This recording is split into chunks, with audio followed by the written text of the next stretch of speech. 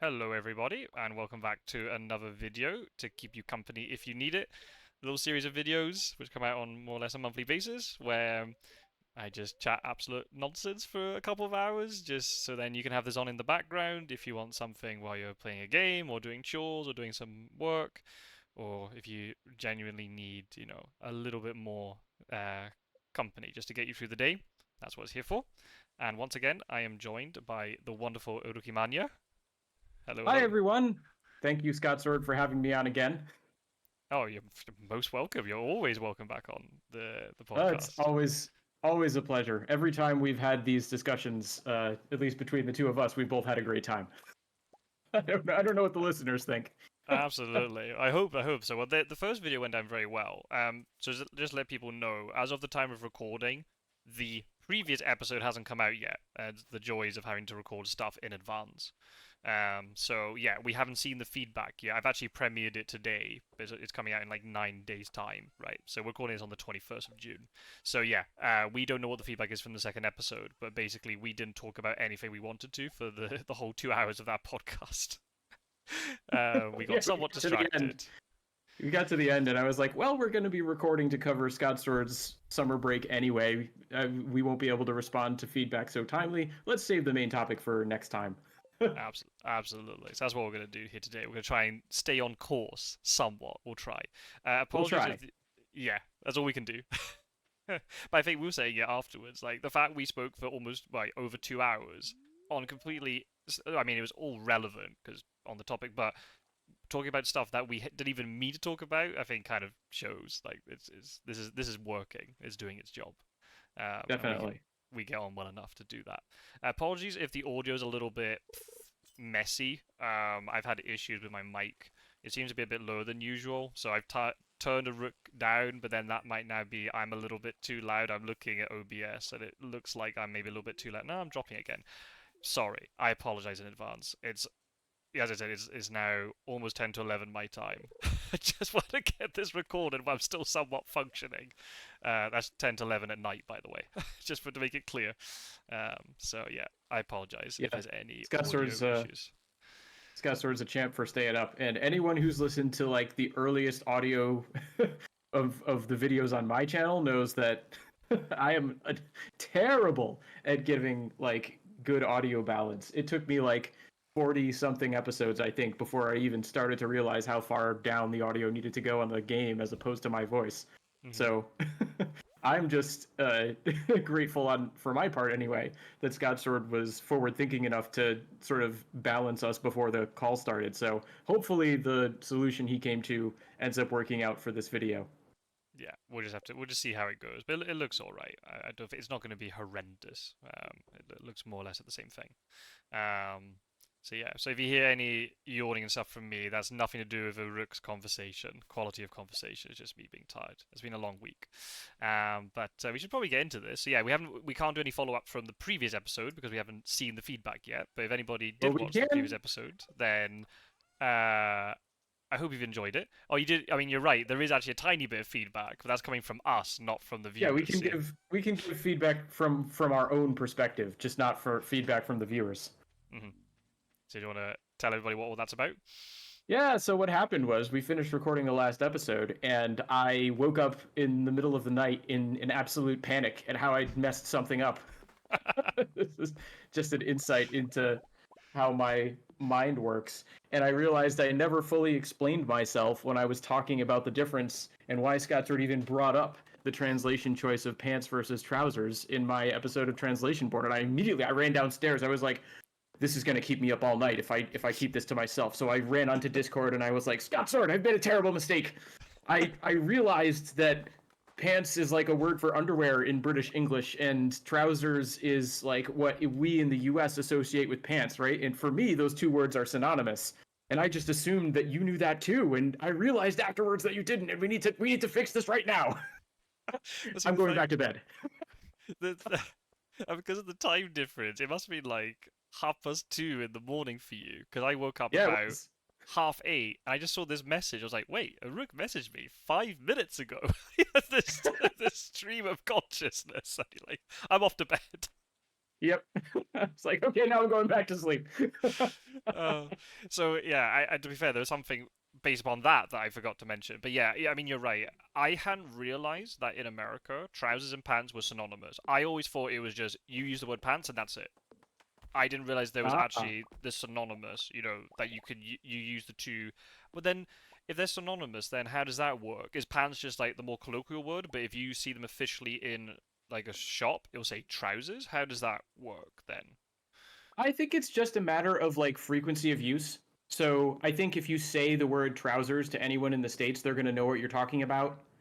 And if you don't like if you don't bring it up, nobody's going to comment on it, right? If you're talking about everybody walking around in pants, nobody's going to think that's weird. I think I might draw a slight parallel here. Do you say slacks in UK, like British English? Not really. I think that might be an old thing. Yeah, that's not Yeah, a very common word at all. it's Um, definitely an old like American word for pants because the most common word that we say here in the U.S. is pants. But I would draw a parallel to slacks, where it's like, okay, if someone is like, "Ooh, nice slacks," right? Someone will probably understand what you mean, but they'll be like, "Oh, that's kind of an odd choice of word." mm, And at least in my experience, if I hear someone say, "Ah, nice trousers," I have that same feeling. It's like, okay, well, I understand what you mean, but that's not the word I would have chosen. right. It just feels unnatural. Whereas for us, it's if you said the word pants to me, to Hmm. mean trousers. That for me sounds incredibly unnatural, especially the fact that pants has an alternative meaning. It's not just synonyms, but we use one more than the other. It is just legitimately pants mean something different, and as you said, it's the thing you wear under the trousers. And I had a situation where I was in Germany. I was explaining in the maybe the previous episode or the episode before, or maybe both, that I went to Germany to do my Erasmus, my sort of year abroad scheme, and the way that year abroad was organized was instead of doing lecture classes, I was actually in a research laboratory doing research alongside a PhD student. Anyway, Hmm. I walked in wearing, again, I'm going to butcher pronunciation depending on how you think of this word, Adidas or Adidas, like sports trousers, just because I wanted to wear something more comfortable. Um, Hmm. and then cue this other PhD student who just walked up to me and said, "Oh, you can't wear those pants in here." Then cue my reaction of, "You can't see my pants." And then There it you took me go. a second for me to twig what he meant because it feels incredibly unnatural for Mm. for a British person to hear or say that. It was kind of what I was talking about. Again, I can't remember what episode that was. Maybe it was last episode about the difference between on the weekend and at the weekend and privacy. Right? If it's coming from a if a native British speaker of English said it the American, what I call quote unquote American way on the weekend or privacy, it sounds very weird to my brain. In this case, it's different. I did say in that episode, if it's a foreigner who says it, my brain accepts it. But I think in this case, because it's not just a slightly different word, it's also the word pants has a completely different meaning to me. So Hmm. it really catches me off guard, even if a foreigner says it. I think now I've had more experience of being around foreigners and they'll say it. But I was also very surprised the fact it was a German who said it to me. If it was somebody coming Mm. from, I don't know, random country, Brazil or Mexico or something, I wouldn't be very surprised because of the Hmm. influence. You're on the same continent as the US and, the influence there. But the fact it was a European who said it to me, that I found very Hmm. strange. So, yeah. Yeah, Um, it's super easy to underestimate the extent to which the United States has exported its culture and with it some of its language across the world. yeah. Yeah, we were talking about in the previous episode. Like Britain is becoming more and more Americanized in terms of like as I said, the small language differences in terms of pronunciation. Yep. And and also I don't know. Maybe that PhD student maybe had spent time in America. They might have spent a year there doing, when they were Hmm. in undergraduate or something. I have no idea. So it's very possible they picked up a lot of English from that. But yeah, it caught me Yeah, well, really it's off like guard. it reminds me of there would so in my job in Japan, I was working as an English teacher and the most of the time that was spent working in the public school system. But we would also give as like additional services classes for like adult language learners or really really young kids in the summer, and like sometimes it was the same age range that we were in before, just like outside of a school setting, but sometimes it was a different age range completely. And you get people who'd studied English from all these different sources. And so you'd be talking to this Japanese person and they'd come at you with a full like Australian accent. And you feel Hmm. like, what are you doing talking to me about like just these Australian turns of phrase? Hmm. It's so unexpected, especially because it's like, okay, I'm seeing a Japanese person. They're speaking English, but the English they're speaking is not the English I'm expecting. Yeah. It just plays with your head. Sure. And Yeah. to your Especially. point, There you go. go ahead. No, I was gonna say, especially in that part of the world, right? Because you've got all those different directions you can go in, right? A Japanese could very easily go across to the US to get influence from there, but also then, I mean, you are still quite far from Australia, but you know what I mean? It's on that right side of the world, so it is, it's Hmm. not impossible that then they would spend time there or whatever. Um, Yeah, yeah. And to sort of go back to what you were talking about before with the confusion, uh, it reminds me of a like something that I saw in an English textbook, which I think, if I remember correctly, we may have talked about this like off stream before, but mm, I thought this was super weird because in the textbook, they had a kid asking to go and take a break because they needed to relieve themselves. And the way they said that in the textbook was, "Excuse me, where is the toilet?" And right, right. I thought, what? Like that's bizarre. Why would you ask for the toilet? That's like way too direct. Nobody says that. In American English, you ask where's the bathroom. Like Yeah, why is this like textbook teaching kids wrong? And I think I was talking to you at some point, and you were like, oh no, that's what you do. You ask for the toilet. yeah, yeah.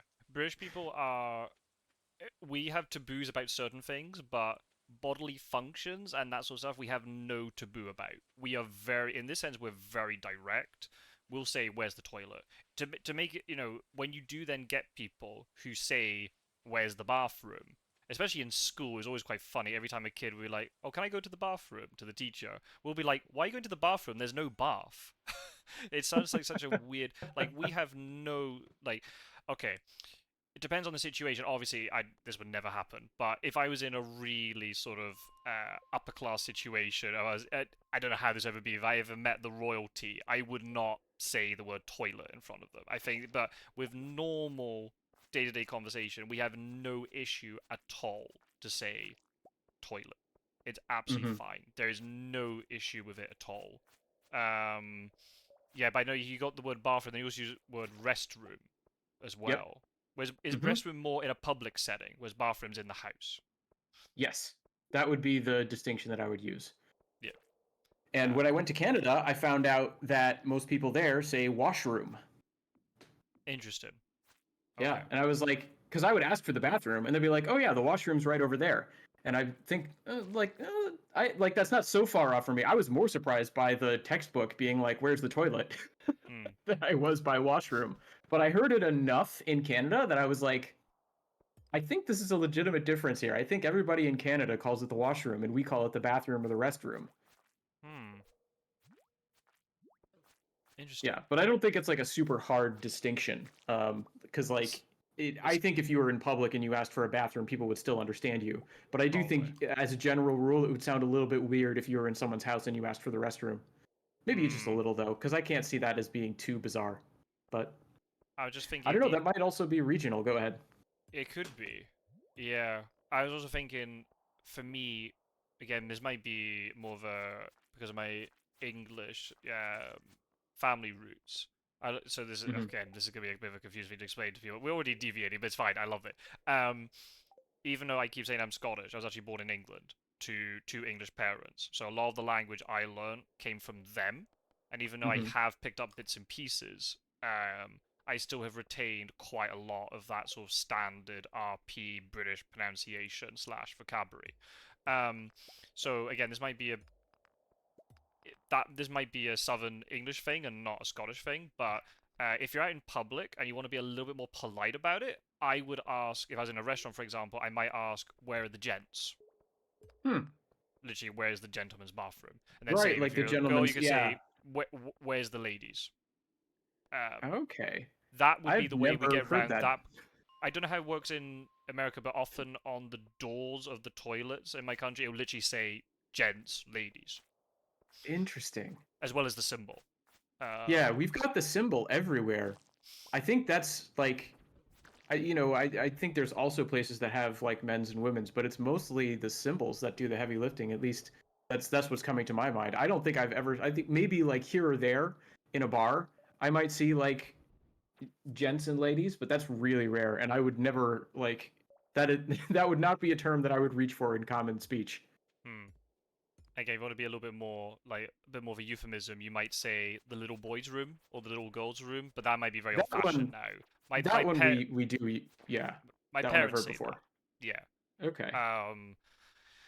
Again, but then also it guess it depends on what company you're in, but especially with me and my friends, we're very direct about it. I don't know what women are like, but with my friends and I, we're very direct about it. Maybe because we have a lot of trust with each other, but we'll just say really like we won't even say we're going to the toilet. I will literally just stand up and say I'm off for a piss or I'm off for a shit, Okay.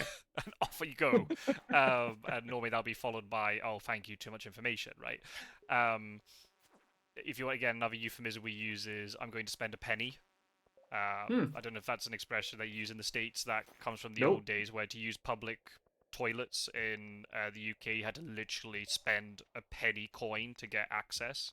A lot of the It public. reminds me of Mount Fuji. Oh, really? Do they? You have to If you pay have for to, bathrooms in Japan? if you go to a rest hut, well, most of the time, no. Most of the time, if there is a public bathroom, it's available for general use.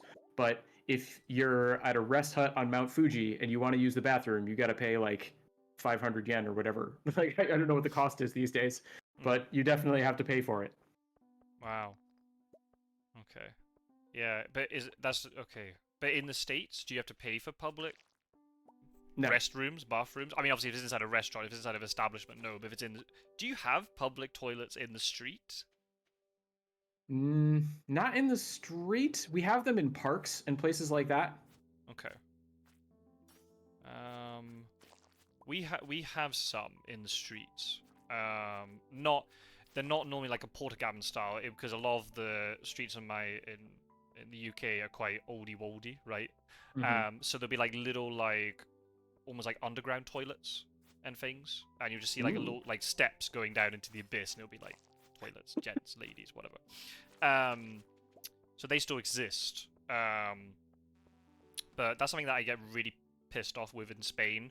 There are very Hmm. few public toilets here, and it's very Hmm. frustrating as a British man when I'm so used to being out in the street and suddenly goes, oh, I need to go and spend a penny. Right, oh, there's a toilet nearby. I know it exists. Here, there's nothing, Hmm. so you have to walk into an establishment and buy something, and then you go to the toilet. It's very frustrating. Yeah, yeah. Japan is similar in that regard. There are some public restrooms that are available, like, but they're very rare. Normally, they're associated with something else. Right. Yeah. I mean, there's convenience stores everywhere, but it's the same sort of thing. You feel a little weird just to run into a convenience store and use the bathroom and not buy anything. Oh wait, but convenience stores have toilets. Oh, that's very unusual. That would never happen in the UK. There would be a toilet, but only for staff. Unless I guess Interesting. if it was a really dire emergency, they might let you use it. But there's no public toilet. If you go to a big supermarket, yes, Hmm. but like a little, sort of corner shop, I guess what you would call convenience, because again, convenience store is not something that really exists here. In terms of the Hmm. language, anyway, we'd call it like a little local shop or corner shop or whatever. They wouldn't have toilets, no chance. Okay. Yeah, both in the U.S. and in Japan, you can find public restrooms at these convenience stores. Usually, the ones in the U.S. like they have a terrible reputation. You don't want to go in there unless it's an emergency. But in Japan, they tend to be very clean and nicely kept. Hmm. There's actually a super convenient thing. Why they're called convenience stores. They're like all over the place in Japan, and they have just an incredibly wide variety of services that they offer. Um, and like I think this is one aspect of Japan that people tend to know about, right? Is that convenience stores are everywhere, and they tend to have good food and drink, and they're like super convenient. But just when I actually went to live there, I had no idea. It's like, okay, you can get something delivered to your local convenience store and then come pick it up. You can, like, if you have something to mail and you don't want to go to the post office, you can often find a convenience store that will like you can mail it there. If you need to make copies, you can go in and use a copy machine. If you need to fax something, you can go in and use a fax machine. Uh, if you need to buy tickets to a concert, you can go onto a little kiosk in certain ones. Certain chains have like a monopoly on certain like venues for like reserving tickets. It's wild. Wow. But when you say like something gets delivered to the shop, like into like a mailing box or literally behind the counter? I've never used the service. I just know it's offered.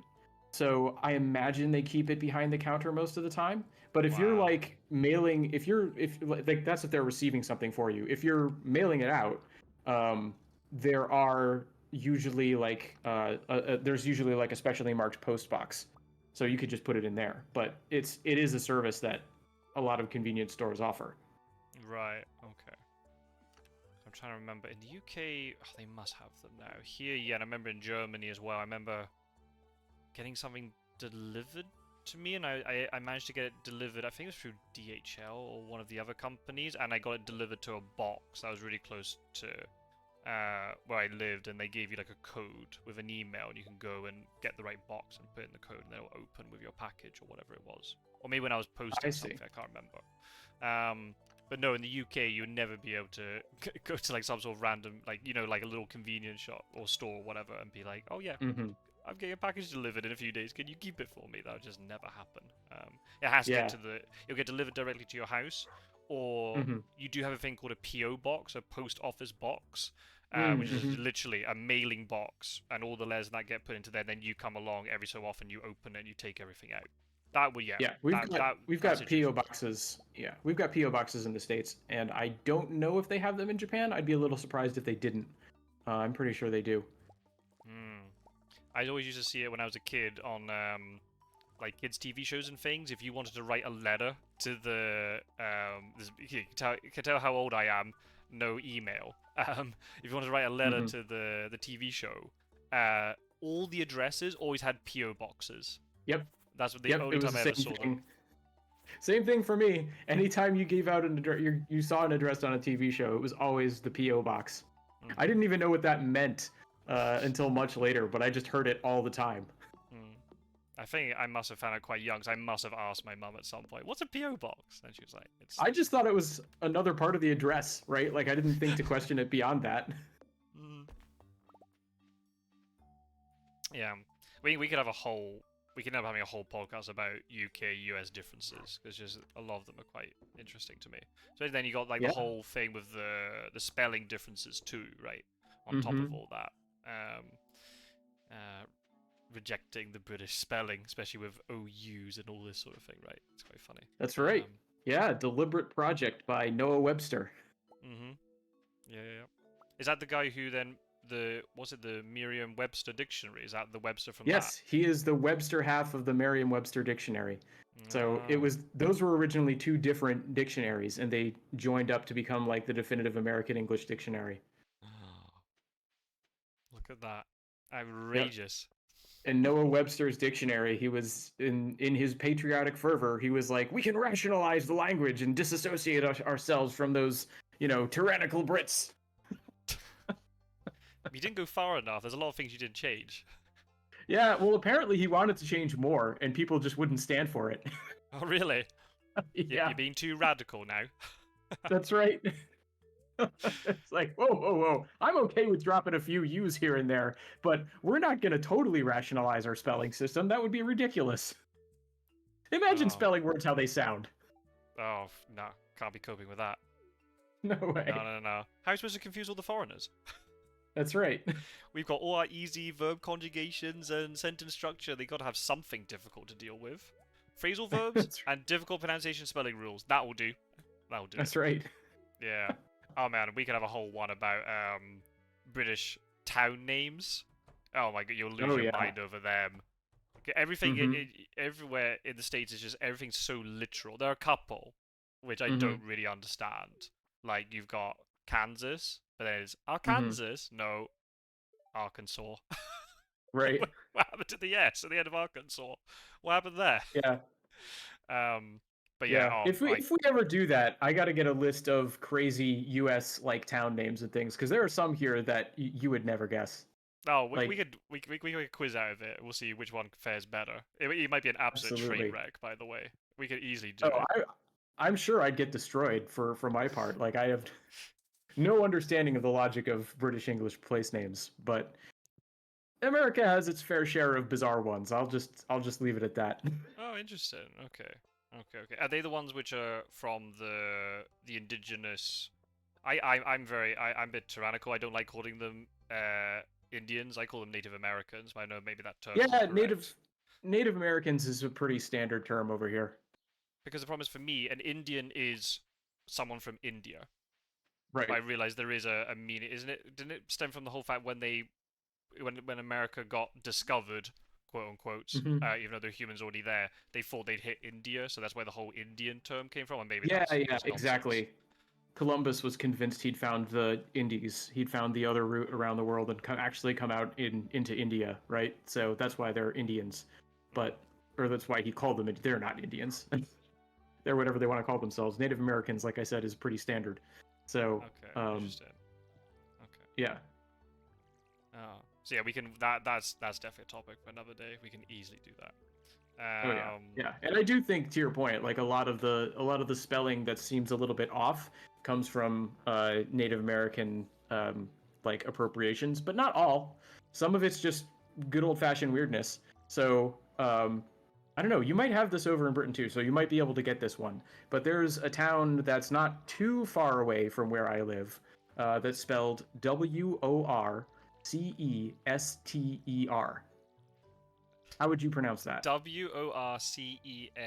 Ter. Yep. Right. Okay. If I was going to do this in my British way, I would say Worcester. Mm-hmm. And that's Uh, correct. right. Okay. Yep. It's the same That here. that one always causes issues. Yep. But I didn't know it.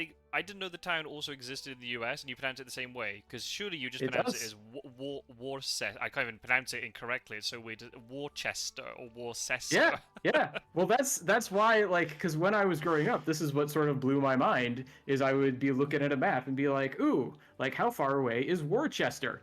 And my dad was like, "What are you even talking about?" Right? Idiot That's child. Don't know Worcester. anything. Yeah. Yeah. I mean, it's so bad in the UK that literally the only way you know how to pronunciate all the towns and villages is literally, I'm not joking to the listeners, you literally have to go to every single one and ask them, how do you pronounce your town? That is the only way you'll know all of them. There are loads that I won't know. Literally, like, Mm-hmm. you could find loads of British ones and I wouldn't know how to pronunciate them. Right, Mm-hmm. so that's bad enough in England. Then imagine when you go up to Scotland, and then you've got all the Gaelic influence. It's an absolute mess. It's very good fun, but it's a mess to learn. Imagine my Yeah. Southern English parents going up to Scotland for the first time and trying and mispronouncing every single place they came across. It's an absolute nightmare. Good I don't fun. have to imagine very hard. I just look at them myself. Yeah, it's I, some of them I are mean, that's not logical, but me. others are, yeah. It's not me going there, but still. Hmm. Um, yeah. So Yeah, there you and go. you get the same thing, by the way, with like in terms of like indigenous peoples having like different names for things. You get the same thing in Japan because there's sort of this other indigenous group to the Japanese islands that these days they're called the Ainu people, and they historically were sort of pushed out of most of Japan by the people who now identify as Japanese, and sort of the last place where most of them got, where most of them sort of held on, I suppose. I don't. I realize this is a sensitive history, so I'm trying to find the right terms, and I'm not sure I'm using them. But I don't know. I'm attempting. Uh, but anyway, the last sort of main place where the Ainu people had their culture is up in Hokkaido, which is now considered to be the northernmost island of Japan. So when you get all the way up to Hokkaido, all of a sudden, all the place names don't match the logic of the rest of a lot of Japan. And you'll be Okay. going to places that are like Horobetsu. And it's like, okay, that doesn't fit in with like Tokyo and Kyoto and Aomori and all these other things. Like that doesn't you can't break that down into the like pronunciation that you would expect to get out of a set of kanji. Like Horobetsu is just its own separate thing. I was just looking. I was trying to find the group online because I was interested. Are they? How closely related are they to what you'd call now Japanese, quote unquote? I'm being very careful. Or are they? Cause I was also wondering, like, what ethnic group would they be then? If they're not, are they like type of Polynesian community, or how does that work? I'm not clear enough on the details to feel comfortable like giving an answer on that one. Okay. I know that they're generally considered to be like they're two different cultures, and I've learned in textbooks that they have two different sets of physical characteristics. But the extent to which they are not interrelated is, I believe, a matter of some debate. And no doubt there are some, very like Japanese purist people out there who want to claim that there's, no connection at all, and there are other people who feel very differently. And yeah, I don't know enough about it to feel comfortable talking too much on the subject. But from what I understand, from what I remember from when I was taking classes, it's sort of one of the accepted theories at the time. And I remember reading in the news that this has since been questioned, so take this with a grain of salt. But what I learned in college was that the people who are sort of the Ainu were thought to have been some of the first people in Japan. So if you go back to what they call the Jomon period, which are identified mostly by their pottery, um, a lot of the theories I think is that there's some relation between the Jomon and the Ainu. And again, I could be completely wrong about that, and I I want to apologize up front. But that's what I remember learning. And then later on, you get people who came to Japan that were called the Yayoi, and that starts a new period of Japanese history, the Yayoi period. And I think those people are like I think they're supposed to have come from Korea. So I don't know. The ancient Japanese history is not a strong subject of mine, so apologies if I've managed to offend anyone.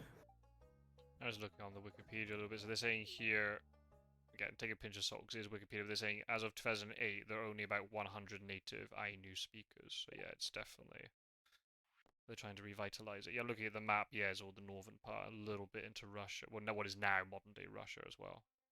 Mm-hmm. Interesting. Yeah, and that like northernmost part of Japan, southernmost part of Russia, like that's another like politically contentious area because there are some places that consider like I think they're called the Sakhalin Islands, probably pronouncing it wrong. There are some people who consider that part of Japan, other people who consider it part of Russia. There was a very late action in World War II where Russia sort of came down and conquered a bunch of islands and said, "These are ours now." Oh, And Japan okay. was not in a position to negotiate at the end of World War II. I think No, I read somewhere that. Go yeah. ahead. No, I was gonna say, especially Uh, with the fact that the way the war was turning, right, and you had the Americans then going up from like the south and like from like Indonesia and the Philippines and going up that way, right? Yeah, Japan was kind of squashed in between the two. yeah. I So love that. Russia was like, Yeah. yeah, we're just gonna take these islands, and so some people in Japan resent that. But I mean, Japan never really owned them itself either. They were sort of Mm, like I was saying before. It's like there's the Ainu people, and then I think some of the people on those islands are consider themselves indigenous to those islands, right? right. So it's a whole other mess. Good grief. But I saw a Yeah. documentary recently about the whole South China Sea Oh yeah. territorial claims, as I was like, good grief, this is so complicated. Yeah. I do not want to be a lawyer trying to work out who should be claiming what. Yeah, it's just yeah. The minute you get into like historical claims and stuff, it gets very messy. Um, Mm-hmm. Yeah, oh, and what counts as what, right? Because when you go back in history, right, like yeah, you have a very ill-defined concept of what a nation even is, right? That's sort of a concept that's evolved over time. mm, sure, So it just absolutely, inherently gets very messy. absolutely. Aye, we will stay away from such contentious issues. Yeah, this is For, supposed to be a video to keep you company. I apologize. I exactly. don't know how we got here. We don't want to cause any diplomatic rows now. If No, there's if something's kicked off between Russia and Japan around the beginning of August time, you know it came from this. We're sorry. We're you sorry, heard it here UN. first.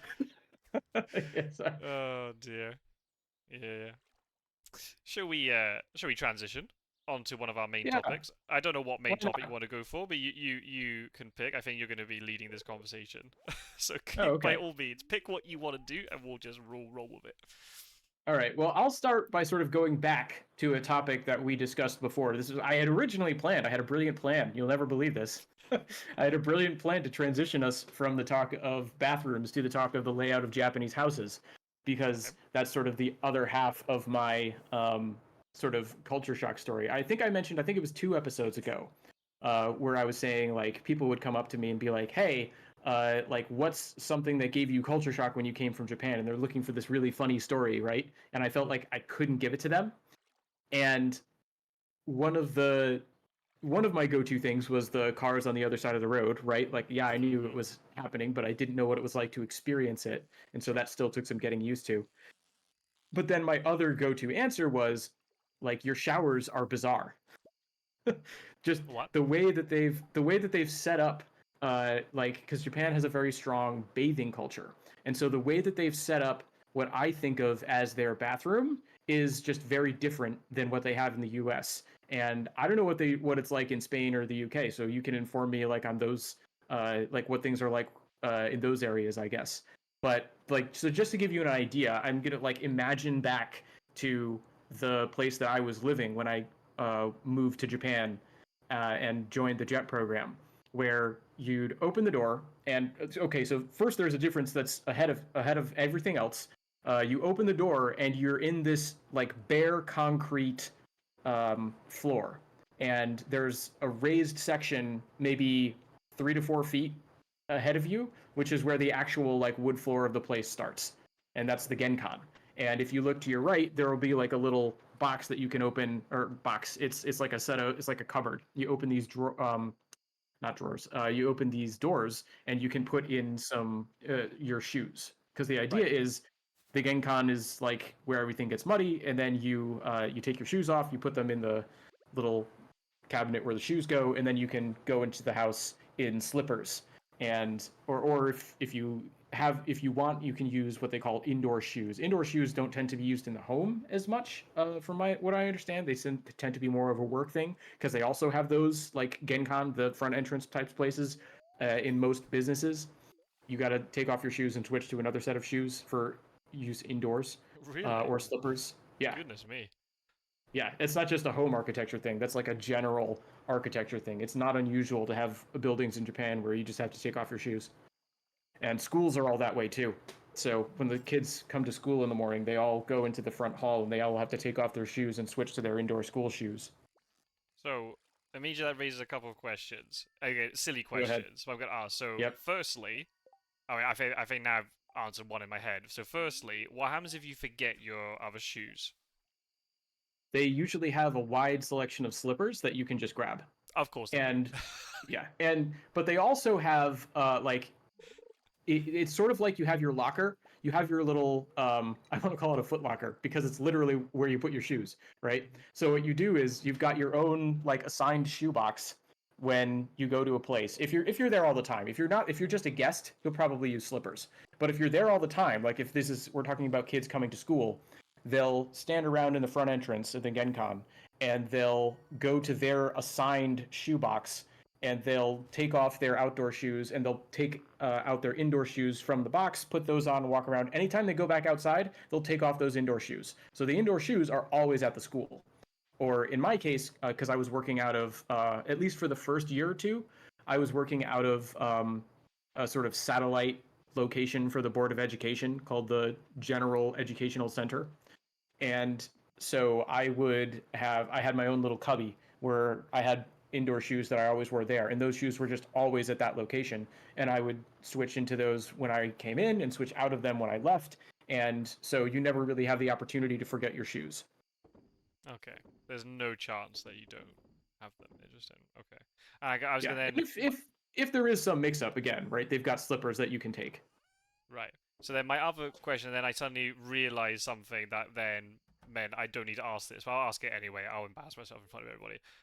Is there any risk? Like you got lockers then, maybe not, but I when you said it, I was imagining like this communal space where all the shoes are kept. So immediately my Hmm. thought was typical Brit. What happens if someone steals your shoes? If you got your own box, that's not going to be the issue. And also, I suddenly realize it's Japan. Like, surely, I mean, out of all the countries, I've heard story. Maybe you can tell me this is not true or not. But I've heard stories that you could leave your mobile phone on the table of Hmm. a restaurant and come back an hour later and you'll still be there. Yeah, I don't know if that's yeah. really is that genuinely a thing? That is genuinely a thing. It's not that nothing ever gets stolen in Japan. There are thefts, there are things like that, but I feel like of the places that you could leave a phone and come back for it to still be able to get it, Japan is like very high up on the list where that's a strong possibility. So Um, why is I, that? I have like a friend who just to sort of punctuate the story, Hmm. who they were on a train and they got off, they went to their hotel, and they realized they forgot their camera on the train. And Okay. so they were like, oh, what do I do about this? And they went down, and the person behind the desk at their hotel was like, oh, someone found this camera on the train. And it had like identifying information, like, is this yours? It was like, oh, yeah, that's great, I'll take that. um Good grief. So you didn't even have to like yeah. chase up for it. It already made So its he way. didn't. Yeah, and I mean, I've had stuff that's gone to like a lost and found before, right? Or Uh-huh. like either at a store, or if I've left things on the train myself, and then it's like, okay, at the last stop for that train, they'll have it, and then if you contact it for their lost and found, they'll send it to you in the mail, so you don't have to go all the way out to the last train stop. But that was sort of like a level above, which is why I think I remember it. And why is that? I mean, we talked about it before. I think I can't remember if it was on camera or off camera. The fact that the Japanese got this, it's really drilled into them at school about like the sort of the cleaning culture and everything. So then you always see the memes every time Japan's playing like in the football World Cup or something. Sorry, soccer World Cup. There we go. Hmm. That they'll all tidy up the stadium afterwards and tidy up all the dressing room before they leave and whatever. Not like everybody else who just leaves it in an absolute tip, thinking, "Oh, somebody else could do that for me." But Hmm. how come is it then that this level of kind of like society trust that you can kind of leave belongings or things aren't going to get, I mean, things might get stolen, but it's not the same prevalence as it would be in Europe? Yeah, I mean, I wish I could answer that question. It's just that's one of the aspects of Japanese culture that I think is just a product of a wide variety of different factors, and there's only so much that one particular factor can do to explain it. I think there's just a sort of unspoken understanding to a certain extent about how things should work, and people are okay with going along with it. Okay. So, and then of course there's also just social values. I think this goes to that sort of like widespread understanding about how things work. I remember there's a lot of focus placed on form and how. So remember I was talking about these shoe boxes where everyone has their own shoebox, which Hmm. I imagine I've despite having worked in a Japanese school, I don't actually know that much about the Genkan system at the schools. Um, so I imagine it's not unheard of for people to cause trouble by messing with one another's shoes in their shoe boxes. Um, but I don't know. Um, but I know for a fact I've heard poems that they read at like these middle school assemblies that we would go to, where the whole idea of the poem is if you want to lead a good life, you need to take good care of your shoes, because when you take good care of your shoes, you're showing that you're taking the effort to put like you're taking the time and effort to be conscientious about the small things. And if you're conscientious about the small things, that'll lead to conscientiousness about the bigger things. And they build this whole thing out of like if you can cultivate within yourself the value of conscientiousness and keeping everything clean and neat, then that is going to manifest itself in a better life for you, right? A more rich experience of life. And so they build up from you keep your shoes neatly in your shoebox to you live a good life. And I like that's sort of the gist of what I remember of this poem, and I don't remember the specifics. I think it'd be fun to look up at some point. Maybe if I when this video eventually comes out in a couple months, I'll try and find it.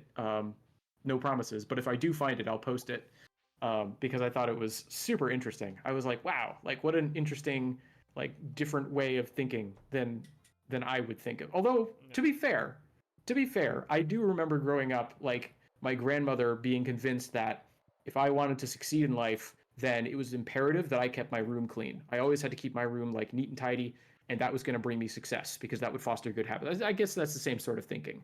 Hmm. It's just interesting. I feel, I think maybe America falls into this bracket as well, but it, Mediterranean countries not so much. But I feel like in the UK, there is society to a certain extent, and there always will be good people. It's always going to be that way. But maybe our cultures are a little bit more individualistic rather than Hmm. altruistic at times. And I think once you lose that sense, it's quite hard to get it back again. Whereas it feels like Japan's very much still on that course of don't think about yourself and just you Well, look it's after just your like things, but also realize that other people are gonna maybe make mistakes, but you don't try and profit or take advantage yeah, of that. you got to think of other people. It's sort of like, if I was going to put it a certain way, I'd say it's sort of like playing by the rules. So the example that I'll use is that one of the things that really struck me was I was living in Japan for the major earthquake, tsunami, Fukushima Oh yeah, yeah. incident that happened. Mhm. The big uh, Tohoku Daishinsai or something like that they call it, the major earthquake disaster of the Tohoku region. And I was in a city, Hachinohe, where they were able to sort of prioritize because they decided they wanted to use Hachinohe as a place that had been affected by the earthquake and the tsunami, but hadn't been so affected that it was like completely out of commission. They were like, this is going to be a good place for us to like revitalize first and then use as a base of operations to sort of spread out to other areas that were more adversely affected. And but there was still the initial period of like 3 to 4 days where there was no power, and people were like, okay, everybody try to get to shelters, and if you don't have a place to stay or it's cold because it was March, and we were in northern Japan, so it was cold, especially at night. So like if and there was no way to keep food from spoiling, right? If like you could, if you open your fridge, Yep. you're letting all the like insulation, the effect of that insulation go, and all of a sudden things are going to start going bad. So there were 3 to 4 days, if I remember correctly, where it was just like I don't know what's going to happen. And I remember going to convenience stores, and one of the most affecting things about like living that experience was going to a convenience store and seeing like all these shelves empty because they're like normally they are always stocked no matter what, but Mm. it was like this moment of like wow, everything is like starting to break down, and so all these supplies that are normally here are just gone. But and the cash registers were all down, but people would still line up. They would be very orderly. They would like take what they wanted at the time, and they would line up and they would pay for it, and people would sit there like behind the registers and they'd be like accounting for things by hand. And it was just like everyone was like, okay, so the old system got knocked out, but everyone's going to try and sort of cooperate and try and keep the system going, right? Yeah. And be reasonable, continue to play by the rules Some that sort of order. normally govern society. Right. And I was really affected by that because I was juxtaposing it to when I was in college. I would see like on TV events like Hurricane Katrina and all these other natural disasters that would come through and devastate the southern United States. And a lot of the news footage that you get from regions that are like that is just like people breaking into stores and taking what they need. And it fosters this idea that like okay, as soon as the apocalypse comes, like all the rules are out the window. Every man And for so himself. living through that experience in Japan, where it was like, okay, yeah, there's been a natural disaster, but the rules are still in play, right? Everyone's still going to follow the rules. That was really eye opening to me. That was like, I hesitate to call that culture shock, but I think it is, right? I think it's Sure. another experience where it's like, no, this is an aspect of Japanese culture that's different from the expectations that are fostered in American culture. And I can appreciate that difference. Yeah. I mean, we saw it too. I don't know. I mean, with the COVID pandemic, especially in the lead up where officially lockdown, at least over here, hadn't started, but people were kind of going a little bit mad in terms of buying stuff because they were thinking the apocalypse was coming and they wanted to stock up as much as possible. But Hmm. then not thinking about, yeah, but if I'm stocking up to an extreme degree, there'll be people who cannot stock up because they won't get there in time or there won't be anything left. Right. I just remember going into the supermarket and literally went into the legumes. I don't know if that's a word that you use in the States, like the legumes aisle, so Hmm. all the beans and chickpeas and all that. Everything Yep. gone, empty, Hmm. apart from red kidney beans. Um, and I was like, what do Spanish people have against red kidney beans? They're awesome. So I took all the red kidney beans.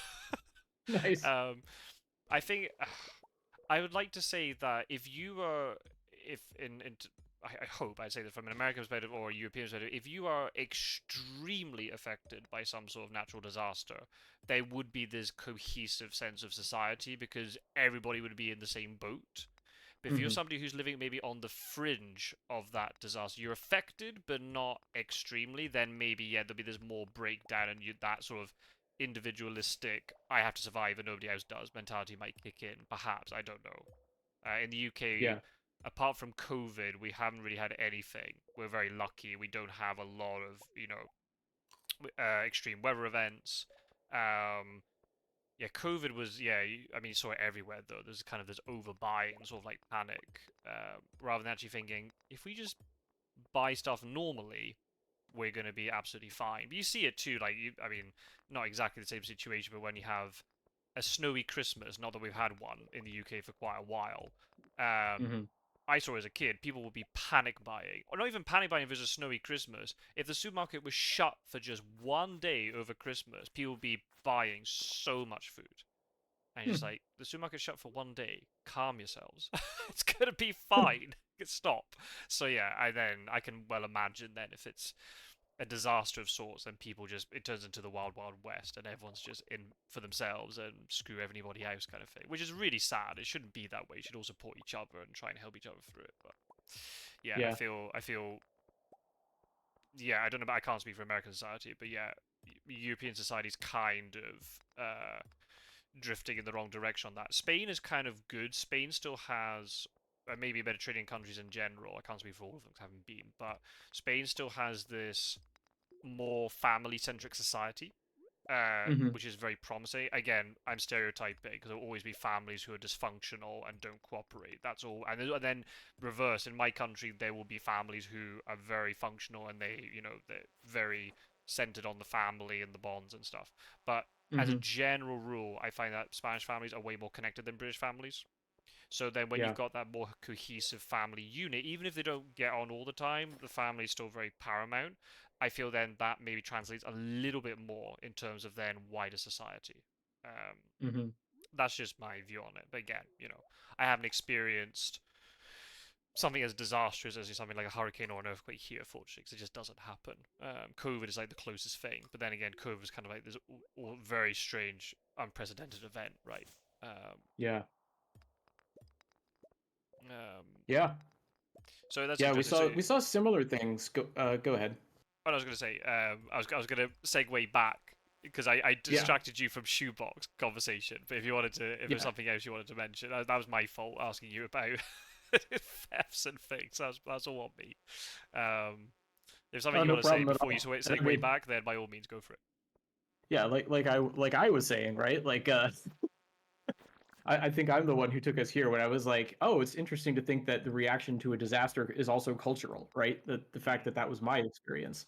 Uh, so, I feel like that's actually part of the main topic, even though, yeah, we've been sort of going on, diversion after diversion, as it seems we are just doomed to do all the time.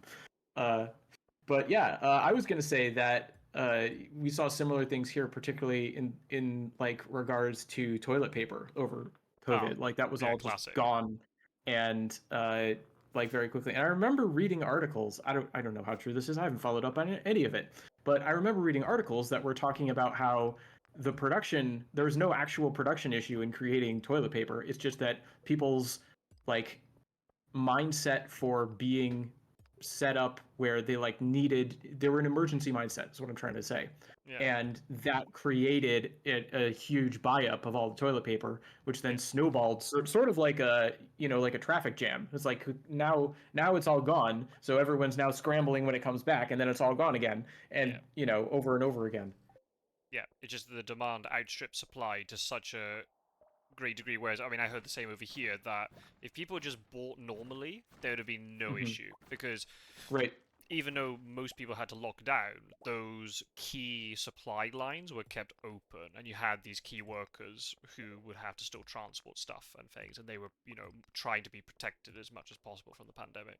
But then, yeah, I think it also didn't help that a lot of the time this wasn't communicated properly. And people didn't know what was going to happen, so immediately they go Yeah. into, as you said, panic mode. Like, oh my god, the apocalypse is coming. We're going to be locked in our houses for 3 months. Buy everything. Rather than Hmm. actually thinking about it's going to be okay. But we hadn't lived it. I don't know what it Right. was like in the States, but then the last time this happened in Spain was during the Spanish flu, quote unquote, which I hate that word because it wasn't Oh yeah. Spanish. That was a whole And propaganda yeah. thing. Hmm. But that was, over 100 years ago. That's, Hmm. First World War. So Right. everybody, I mean, there would be essentially nobody alive who would have Hmm. remembered that. And if they were, they would have been a baby if they'd reached over 100 years old. So there was no living memory of it. So yeah, people just did, and also then over 100 years, a lot has changed in 100 years as well in terms of just Hmm. technology and society, sort of thinking and all that sort of stuff. So yeah, it was a perfect storm, and there was enough communication on it, and it just then everyone went a bit mad, but Yeah. yeah. Anyway, back to shoeboxes. Yes. and Back to the and shoeboxes. the entrance way. I don't want to get the word. What's the word for this little entrance, like almost like patio thing where you've got the shoes and The you have to Genkan. transition. Gen Genkan. Genka. Okay. Yep. Right, back to that. Yeah. So, yep, that's sort of, and that gets back to the whole, right, an ordered shoebox leads to an ordered life, right? hmm That's Very indicative of all profound. that. And it also, yeah, it also like keeps your house clean. Yeah, well, yeah, it has that So, upside as well. yeah. So that's a way of getting back to the house, which is going to bring me like on my going back to my little virtual tour thing. If hmm you continued on, you get into this narrow hallway, and then there's a sliding door that I just left open all the time, but you could close it if you wanted to. Sliding door that opens onto this whole area where the I guess I don't know what exactly to call it because again, this is all what I would consider to be the bathroom in America, where if you just turned left and looked through the sliding door, you'd see a big um, sort of open space with the sink. And over the sink, you have a mirror with a series of lights around it. So, you can do makeup or whatever general purpose mirror and sink. And behind the sink, so if you're turning left to look through this open door, off to your left, um, across from that sink, it's in its own tiny little room, the toilet. And there's like Right. literally just enough room. If I sit down in the toilet, I can close the door and feel sort of claustrophobic. A little like um, literally like a water closet. yes, literally a water closet. Wow. Okay. Yep. And Uh, then to the right of that sink, so looking through the main door immediately to the right, there's the room that has the bath and the shower. But the shower is not over the bath. And I don't know how things are again in Europe or Britain or wherever. In the States, if you have a bath, the shower is right over it. So you mm, can just go and stand and it's that it's like no, we have the bath over here to one side, and in my case it was like to the left up against the far wall, and then to the right of that there's this whole other like it's like its own tiny little room with two different heights that you could put the shower head. So you could put the shower head in the tall one and use it like a shower that's coming down on you, or you could put it in the lower one and you didn't have to like stand up to use the shower. You could sit down and you had a little seat, and that whole part of the room is also treated to withstand constantly being exposed to water. So I basically just never used the bath because I'm an American. I take showers all the time. mm. Um, except when I'm going to like an onsen, right? Like a public hot spring or a public bath, right? Right. Those are, it's like, okay, yeah, I'm going to a bath. I'm going to use the bath. And even that, right? They have the same showers. The whole idea of having the shower separate is that you can shower to clean yourself off on the like shower space, and then once you're clean, you get into the bath, and there you can just sit and soak and enjoy the nice experience of sitting in hot water. Oh, so they don't use baths traditionally to clean. It's actually just to bathe, and that's it. You clean yourself using like standing up in the sink or the shower or whatever. Yeah, yeah. Wow. You clean Okay. yourself in the shower section of the bathroom, for lack of a better term, Okay. uh, and then you step into the bath. And it's the same thing at like a public bath, like a hot spring or some they call them sento. They're not natural hot springs. They're just public baths that people can go to. And it's the Hmm. same sort of setup where they just have rows of these like shower stalls that's where you clean, and then you get into the actual bath or the actual like natural spring, and then you experience that hot water once you're already clean, but all the cleaning happens in the shower section. Right. That's almost like for me. It feels like when you're going to like a public swimming pool, and before you get into Mm-hmm. the pool, you have to just quickly run yourself under the shower, which I Yeah, assume it's a is just lot like like that. yeah. That's what it feels like. But it feels like a lot more regimented in that sense, right? Mm-hmm. Okay. Yep, Fascinating. so that was to close a very very long like sequence of asides and what have you. That's like the other part of my culture shock story. Was I would go around and be like, you don't have your showers in the baths, like that's so Hmm. weird, why do you do it like that? Right. Interesting. Okay. So yeah, from a UK perspective and also Spain, yeah. Uh, Combined showers and baths are still very common. But Okay. I would say, as a general rule, maybe over time they're becoming less popular. Hmm. Um, as a kid, I'm trying to think. Baths are good for like little kids and stuff because obviously that, especially when you're having to wash them rather than them Hmm. washing themselves, right? Oh yeah. As a kid, yeah, as a really little kid, I always had baths, but then once I became old enough to wash myself, yeah, I normally just use stand-up showers. And I was quite Hmm. lucky at our home. We had a shower that was standalone from the bath. So Ah. I always got used to the idea of showering not in a bath. I actually find it Mm. very uncomfortable to shower in a bath. I think there's more risk of slipping, Hmm. and it feels more claustrophobic because it is much narrower. Um, Hmm. so I realize for space limitations, there are a lot of bathrooms that cannot have a standalone shower. So I'm not complaining if somebody has it. I perfectly understand that in many situations you can't have a stand-up shower or standalone shower. But yeah, I'm trying to even think. Yeah, in a lot of hotel, I actually get really disappointed now if I stay in a hotel and I see Hmm. the bath and shower combined. I'm like, oh, really? It Yeah, really it's annoys funny. me. That's I the also think, one place where you probably will encounter a combined shower bath in Japan, is in a hotel where space is at a premium, and they're just like, mm, okay, forget our like normal cultural ways. We're gonna put everything into what an American would call a bathroom, and yeah. it's like when I'd go to a hotel is the one time I felt like Japan like made sense in its approach to bathrooms. Now, for me, I don't like. It was also like now I've got used to stand-up showers where the shower head. You normally have two shower Hmm. heads. One you can use like a normal shower head, that what you'd think of from with a combined Hmm. bath shower, and you can then take it off the stand and you could use it like you could rotate it and to hit certain parts of your body. Or there'll be one that hangs over you permanently. And Hmm. once you get used to showering with that overhead thing, I never go back to the other one.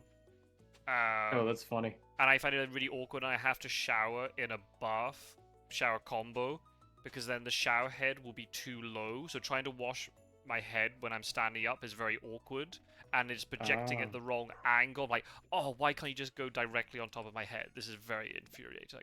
I see. And I often find the you don't pressure have isn't good like, either. it's not on a hose where you can pick it up and just put it over your Oh, head. I could, but I mean, I'm a lazy individual. That's Oh. just seems, especially when I'm sleepy. And I don't, again, this is a whole debate. Okay, we'll have to go into this now. I'm gonna have to ask this question. Are you a morning shower or an evening shower guy? Morning. Well, okay, same. For me, Hmm. I cannot. A, it helps me wake up, but also Hmm. I cannot imagine a situation of having a shower in the evening and then waking up and thinking I'm clean. Yeah. That just for me just feels really unnatural. I Well, have to have Japan, a shower like in I the morning. said, Japan is a bathing culture, and they tend to bathe at night because you get out and you feel exhausted, and I can relate to that. Um, Hmm. and so what they do is, they're clean, whatever, at night. They go to bed, they wake up, and then they just wash their face, right? So it's not necessarily like, oh, I'm 100% clean as I wake up, but you splash water on your face, you get the pick me up from that, and then you get to clean off at least your face is fresh for the day. So I've done it, right? Like because especially when you go to Japanese style inns and things, that's what they expect you to follow, that sort of rhythm where you go and you take your bath at night and then you wake up and there is no there is no shower. I mean, sometimes you're at a place where they don't have to have staff go and specially prepare the bath, and it's just always ready. And if it's one of those places, yeah, you could just go down and take another bath or just use the shower part of the communal bath at the place that you're staying at. But sometimes it's just like, no, you have to follow the Japanese way of doing things when you're at this place. And so Right. I've done it, and it's like, okay, yeah, this makes some sense to me. It doesn't seem like it's heresy or something like that, but I generally prefer to just have a shower and just do it in the morning. Yeah. Yeah, I can't function. The only time I have a shower in the evenings, obviously, if I've done like sport or whatever, or if especially I'm not often here in the summer, but when there's like a really strong heat wave, I say Ah, heat wave. okay. It's not really heat wave because it's just permanently 40 degrees Celsius. Sorry, I don't know what that is in Fahrenheit. 40 degrees Celsius for the whole of August, more or less. So Wow. if you've been out and about in the afternoon, which you often avoid doing, but if you Mm-hmm. are, and I come back really sweaty, then obviously I'll have an evening shower because I don't want to get into bed when I'm sweaty, right? But as a general rule, I'm always a morning shower guy. I don't know how we got into that conversation, but I had to ask it because I need to I need to establish who I'm Yeah. talking to here. I'm trying to think. Yeah. Oh yeah, that's right. We're talking about the shower combo and stuff. Yeah, yeah. So yeah, I hate Right. it when I'm trying to have like a morning shower and the shower Mm-hmm. head is not um, At the right in the height. right orientation, and I'm just like, I am not picking this up to try and to put it at the angle I want. And often I find the water pressure isn't as good either, so Yeah. it doesn't really wash me properly. So yeah, I become a bit picky. So now we've lived a little bit with the flat we're currently in, and also with parents-in-law flat getting renovated with a walk-in shower. Now I can't live without it. If I had to, Yeah. I'd have to. But yeah, I'm not a bath guy. My wife's always very funny. Every time we go into a hotel somewhere, the first thing she always checks is the bathroom. And I'll just hear a scream Hmm. of excitement going, "We've got a bath! We got a bath!" I was like, "Okay, you go and have a bath then. Just take it easy." But yeah, Yeah. I don't really care for them. It'd be different if I went somewhere like Japan and there was like to go to a place where the only Hmm. intention is to bathe. Like I'd be on board with that. But just practically, just yeah, I don't know. It's not me. If anybody knows me personally, I'm quite. We talked about it maybe previously. I'm quite fidgety, and I cannot stay still for a long period of time. So just the idea of just sitting Hmm. in a bath sometimes with no other Mm. stimulus. Sometimes I do it, and it is very relaxing. But a lot of the time I can't do it. Well, I can't we're even talking sunbathe. about Like I we're find it. talking about how. Go ahead. Sorry, I don't I want was to cut gonna you say off. like when people say to me that, oh yeah, I can go onto a beach and sunbathe all day. That just seems like the epitome of boredom to me. I cannot do that. Yeah. After half an hour, I just want to go off and do something. I'd rather walk along the beach all day than just sit there. I just Oh can't do yeah. it. Yeah. No, as someone who named himself Aruki Maria, which in Well, Japanese, in case anyone doesn't know, like someone who loves to walk, right? I absolutely like. I think of this when I think of like people who enjoy camping, and I'm just like, why would you want to go out into the woods and just sit around and do nothing all day? mm, Just walk. Just go, like there's a trail. Just go walk on the trail. mm-hmm. I'd Unless rather like I I'd rather be out walking a trail for 10 hours than hanging out at a campsite all day. unless you're doing like Bill Bryce. I don't know if you've read Bill Bryson's Walk Through the Woods or Walk in the Yes. Woods book. I haven't Yes. read it, Mhm. but it was reading material. Or it used to be before the book changed for some of my students. So if you're doing that style, we're having to camp, but because you're going along the trail, different story. Yeah. I agree completely. Like if you're setting up camp because you need to sleep, right? Because you're on a multi-day hike, that's one thing. But if you're going camping, right? That's very strange to me. Like just just stay home, right? I don't want all the comforts of home out in the wild. I want all the comforts of home at home. If you try and take those comforts of home into the wild, all you're going to ask for is disappointment. Yeah, Because it's going to yeah. be a discount version of those same comforts. Whereas if you just go for a walk and experience the woods for what they are, you'll have more fun.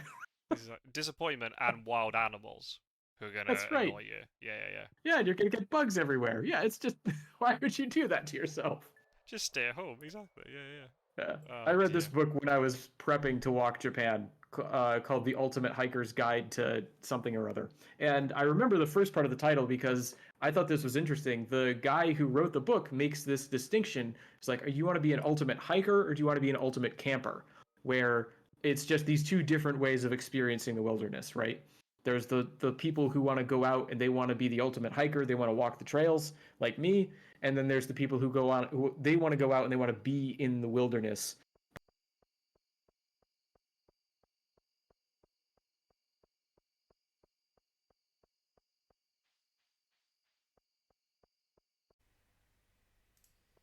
All right, people. Yeah, sorry about that. If I'm gonna have to edit that very well. We had some audio issues. We just both cut out for absolutely no reason. Fortunately, we only spoke for about 10 seconds before I noticed. That's why you keep an eye on OBS when you're recording podcasts. So yeah, Uruk was in an amazing train of thought to do with the ultimate, was it ultimate camper and ultimate hiker, right? So you Right. want, so Yeah. just you try and remember that train of thought and just go with it. Well, I think if what you told me about where the recording sort of gave up was accurate, um, then I may have been almost done with my point, which was I read this book on the ultimate camper, the ultimate hiker, and the ultimate hiker is someone who's always looking to like go out and do like hiking and walking in the woods, and the ultimate camper is someone who wants to experience the woods in their own way and just sort of be in the wilderness and experience and have that experience. And I thought the book did a good job of sort of putting these two things on an equal footing and just saying, yeah, some people are more into one, some people are more into the other. And I really liked that characterization. So that's sort of the main point that I wanted to make was that, obviously, if if the previous audio survived, you'll know which one of those camps I'm a part of. Like it doesn't make a lot of sense to me to just want to be out there in the woods, but some people do, and I think that's one of the cool things about being out in nature is everyone has their own way of engaging with it. Hmm. um, so there's like I would talk to my grandmother because she was one of the first people to introduce me to hiking, and one of the reasons she liked to hike was to find all these different flowers that were growing out in the wilderness. And Ah. she would like take photos. She would take sometimes she would take flowers if they were like common and it wasn't going to be a problem with like conservation or anything like that, and press them and maybe preserve them in wax or something like that. And I think sometimes she would even look for things to cook with, which is something they do in Japan as well, by the way. They like to go out and find, they call them mountain vegetables, sansai, and you can put them in soba. It's delicious. And there are all these people who go out and will just go out into the mountains and start looking for wild vegetables to cook with. And so she was really into that side of things. And it's like, yeah, there's different ways that you can engage with going out into the woods, and they're all valid. But the one that makes the most sense to me is the one where you're walking through everything. Like I'll even get to vistas, and if I'm standing around at a vista for more than like 2 minutes, I start to get antsy. It's like I could be back on the trail. Sorry, am I misunderstanding? What's a vista? I've never heard that It's word like, in English. oh wow, it's like an outlook, right? So most of hiking, in my experience, especially like hiking in Japan, is hiking up a mountain. In the States, there are a lot of hikes that are like around a pond or something like that. It tends to be a little bit different, at least in this area of the States. And in Japan, like I said, it's mostly up mountains. And there's a good amount of like mountain hiking where I'm based as well, just not as much as there is in Japan because Japan is huge percentage mountains. But my experience of these sorts of mountain hikes is you go up and you go up and you go up and you go up and you go up, and you get to a point, like you look around and all you see are trees, and eventually you'll either come to a break in the trees or you'll go above the tree line where they stop growing so much, and you can look out at this amazing view of everything that's around you. And sometimes that includes other mountains. Sometimes you're like looking out over a town or just an expansive view. And that's what I call a vista, right? You go out and you look at this expansive scenery. Interesting. Okay. Uh, I've never heard Vista being used like that. I Hmm. knew what it. I kind of worked out what it meant because in Spanish, view is vista. It's the same, but just like different pronunciation, but the Ah. same spelling. For we would say viewpoint in British English, but I Ah. guess viewpoint. I'm looking up the dictionary meaning. I guess the viewpoint is just literally the place where you see the view, but Hmm. vista you're using it to say that the view is like very beautiful. That's what you're Um, looking at, right? yeah, Yeah. right. I would never use the word vista. It sounds Oh, so strange that's saying it with English pronunciation as well. I'd be saying vista all the time. that's so interesting. Wow, we've had another one without even knowing We it. found we didn't even have to try. We're just falling over them now at this point. Yeah, I'm the same. I mean, I don't go off hiking as much as I like, but this is something I must admit I'm not very enthused about learning to drive. But the only thing Mm. I'm really enthused about is then having the car and being able to go up into the mountains more often and doing little Hmm. hikes and stuff. It's not Oh something I really, man. it's not something I really did much in Scotland, weirdly, which is kind Mm. of strange because you're in the Highlands. My folks were not really hiking people, so as a Hmm. kid, we'd more travel round and Hmm. would drive to the viewpoint and then take pictures, and then we wouldn't actually hike. And I never went. I never.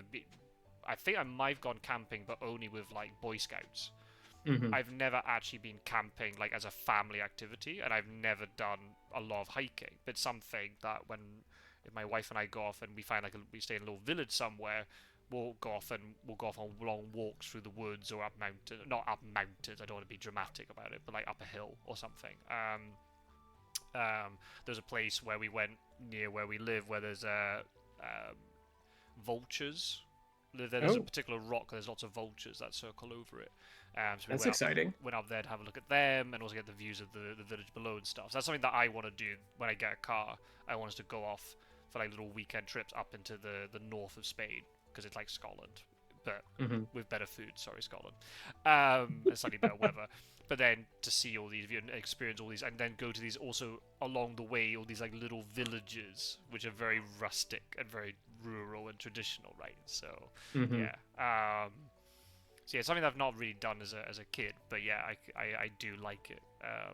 Just walk it along and just wherever the trail goes, you just follow it and just see what happens. Yeah.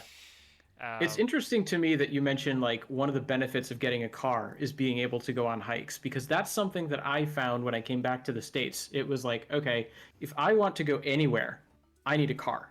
yeah. If I want to like do it, like I felt like I was cut out of the fabric of the way things worked in the States because when I first came back from Japan, I didn't have a car because I didn't need one while I was in Japan. And it was just like, well, I can't do anything. Hmm. Like I mean, so I had just finished walking the length of Japan, so I was okay with walking for long stretches of time. So I remember there was one time where I was like, you know what, I'm gonna walk from my new place to because initially I stayed with my parents, I could like borrow one of their cars. Then I moved into my own place, and there would be periods where I didn't have a car. And it's like, okay, so what am I gonna do? And so I would just walk, and I'm in a place where if you have a car, I live close to a grocery store. If you don't have a car, it's a 1 hour walk to the grocery store. So I would walk for an hour just to get to the grocery store. I'd do my shopping and I'd come back with my groceries, just the 1 hour return walk. And, that would be that. And I couldn't even carry that much because I'm limited to what I could take with me for an hour. Yeah, sure. Wow, that's something that I really, I mean, I realize I want to segue into like bathroom and like house stuff because there's definitely stuff that is a little bit different between UK and Spain. But yeah, also the layout of towns because as a European, it seems very alien to me that you would be an hour away from a grocery store without a car. That seems unfathomable to me. Okay, where I grew up in the northern part of Scotland in the Highlands, and yeah, Mm. there, yes, you are very dependent on a car, but that makes a lot of sense because these are very rural communities. But I cannot imagine living in any sort of suburban slash fairly populated area Mm-hmm. and being that far away from a shop. It seems unfathomable to me. Okay, different. I live in the center of the town I live in, and say when I lived in Edinburgh, Edinburgh's a very big settlement. I live fairly close to the center. I was literally in Edinburgh.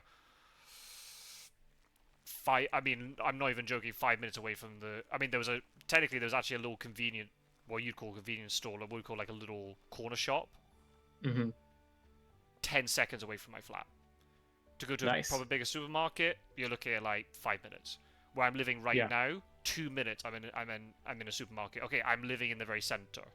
But Mm-hmm. even if I lived further out, Mm-hmm. I cannot imagine living that far away from a supermarket. That just seems very, and being so dependent on no transport in terms of a car. Yeah, Live it I mean from it's rural it's a Scotland, 10-minute not so drive, obvious. right? Is Yeah, is the thing. right. It's you're so dependent on it. And I've had similar living situations. When I lived in Japan, I was a 3-minute walk from the nearest supermarket, and I was a 5-minute walk from the nearest convenience store. Hmm. So it was very similar. It's just like access at my fingertips when I would just walk. And then you go to other parts of the city, and all the other houses are built near other supermarkets, right? I could walk for an hour up the street if I wanted to in Japan, and there'd be another supermarket, or maybe not even an hour, half hour, 45 minutes, something like that. Yeah, And it's like, so technically there was a range of supermarkets I could go to all in the same area because each one is built to serve its local sort of space. right, right. Yeah, I'm trying to think. Within my, I know again, I'm in the center of the town where I live, but I'm thinking even just my commute. I say commute. I'm 5 minutes away from my work. Mm-hmm. I pass 4 supermarkets in that 5 minute Wow. walk. Um, and I think it's also true. Like I don't know how it works in Japan, but maybe in America it's very different. But in Europe, there's especially inside cities, and even not even in the very very center, but further out as well. There's a real sense of mixed use, where you'll have Mm-hmm. ground floor level will be a shop, maybe the first floor Mm-hmm. might be a business type office arrangement, but then you've got flats above. So you Mm-hmm. have commercial and residential, and also then service and stuff all within the same space. You don't have this separation. Sure, there are suburbs where you only Mm-hmm. have houses, and then yeah, you're maybe a little bit further away, but you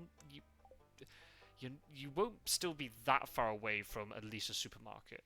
It's very much a Mm-hmm. case of you have to be quite close. You might have to drive, but Yeah. it shouldn't Japan be has that a far lot away. of Japan has a lot of combined spaces like that. Where I live in the States, not so much. Although I imagine if you live in a big city, you'll have something similar. Hmm. Because I watch a lot of videos on YouTube. I don't know if you know any of the channels. Not just bikes is the main one I watch, where he talks about city planning and things. Okay. I don't think I've seen that channel. He's from he's very funny. He's from a place near Ontario in Canada. Mm-hmm. It's called London. He always calls it fake London because it's not London, London. Um, Right. and he just basically shits on his hometown all the time because he lives in Oh Amsterdam, no. and Amsterdam is like this bastion of like city planning, and he just shits on Canadian towns and American towns all the time. It's quite interesting to Oh watch. wow. And yeah, as an American, like sure, there are car-centric suburbs and I want to use the word, yeah, neighborhoods probably the easiest. I think I had the Spanish word in my head that I had to translate from Spanish into English. Mm-hmm. But it's not to the same extreme as what at least what seems to be presented to me when I watch these videos on YouTube and such. It's Mm-hmm. not the same, and there's obviously a lot more public transport. So even if you are in a slightly more isolated community, there should be Mm-hmm. public transport to get you into the center where you Yeah. need to go. Yeah, and that's the thing about that's why I wanted to sort of bring it up. I realized we've done our usual thing of going off on several tangents along the way. But the thing that originally made me think of like the ease of access to different places is when I was in Japan and not having had a car, I was still able to go on hikes all across the country because public transit was so robust. Right. And you could be like, okay, you could track out a route and be like, I want to go on this hike. And I want to hike from this side of the mountain to the other side of the mountain, and that means I'm going to go like on this train or take this bus to this train to this area, and then this other bus is going to drop me off here, and then I'll walk, 5 minutes to the trailhead. I'll do the hike. I'll come down the other side, and then I've got the whole timetable of the next bus I need to catch that'll take me back to the train station. That'll get me back to my local area, and it's incredible just the freedom with which that gave me. And like I came back to the States, and again, like I notice a lot of these differences, to go back to something I talked about in the very first episode of these. I noticed a lot of these differences when I came back. Right, I didn't so much love the experience when I was in Japan. In Japan I was like, oh, this is great, this is just like, I don't know, part of being an adult. I could go where I want and do all these hikes.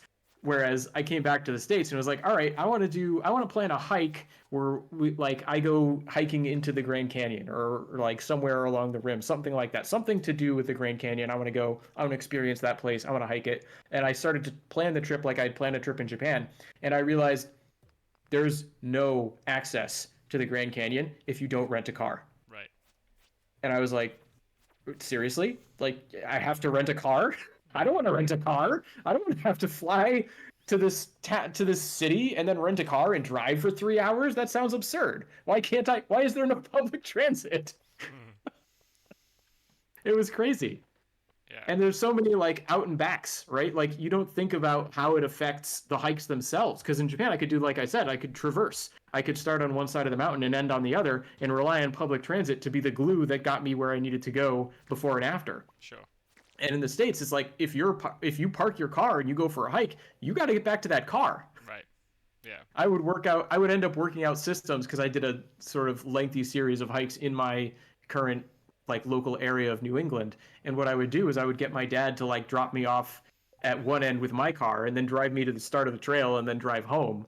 And then I just walk to my car on the other side of the mountain or the next portion of the trail or what have you, and then drive home myself. And that way he didn't have to wait around for however many hours it was going to be for me to hike it. And I wouldn't have to worry about, an interruption on the trail or having to do an out and back or something like that. But it was just so much easier to coordinate when I could rely on public transit. Right. Yeah.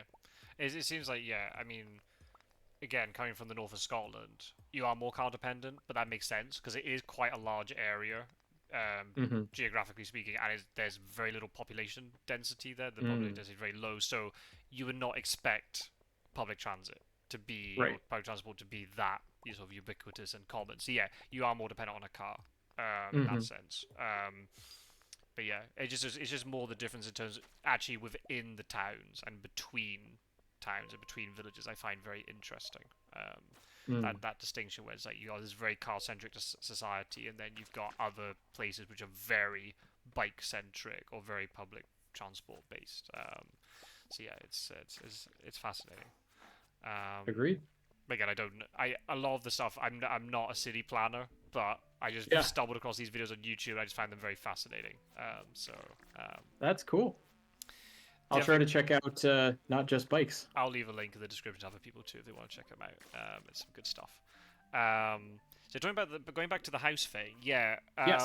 I don't think there's going to be huge differences in terms of but we haven't got that same bathing culture. So American bathrooms and Spanish bathrooms and British bathrooms be more or less the same. The things I can, in terms of culture shocks or little things that are unusual, I don't know the English word. This is the problem. It's a word I learned here in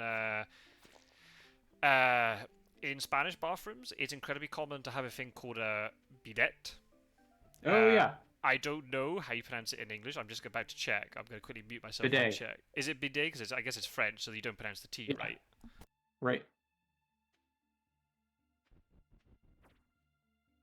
Yeah, I don't know what the official pronunciation you're looking up is, but I would say bidet. Yeah, that's a typical French thing where they drop the T's, whereas in Spanish, they like to use these French words, but they keep buffet, no, buffet, ballet, instead of ballet, and then bidet. I always learned as a bidet. Okay. Because they don't really exist in the UK.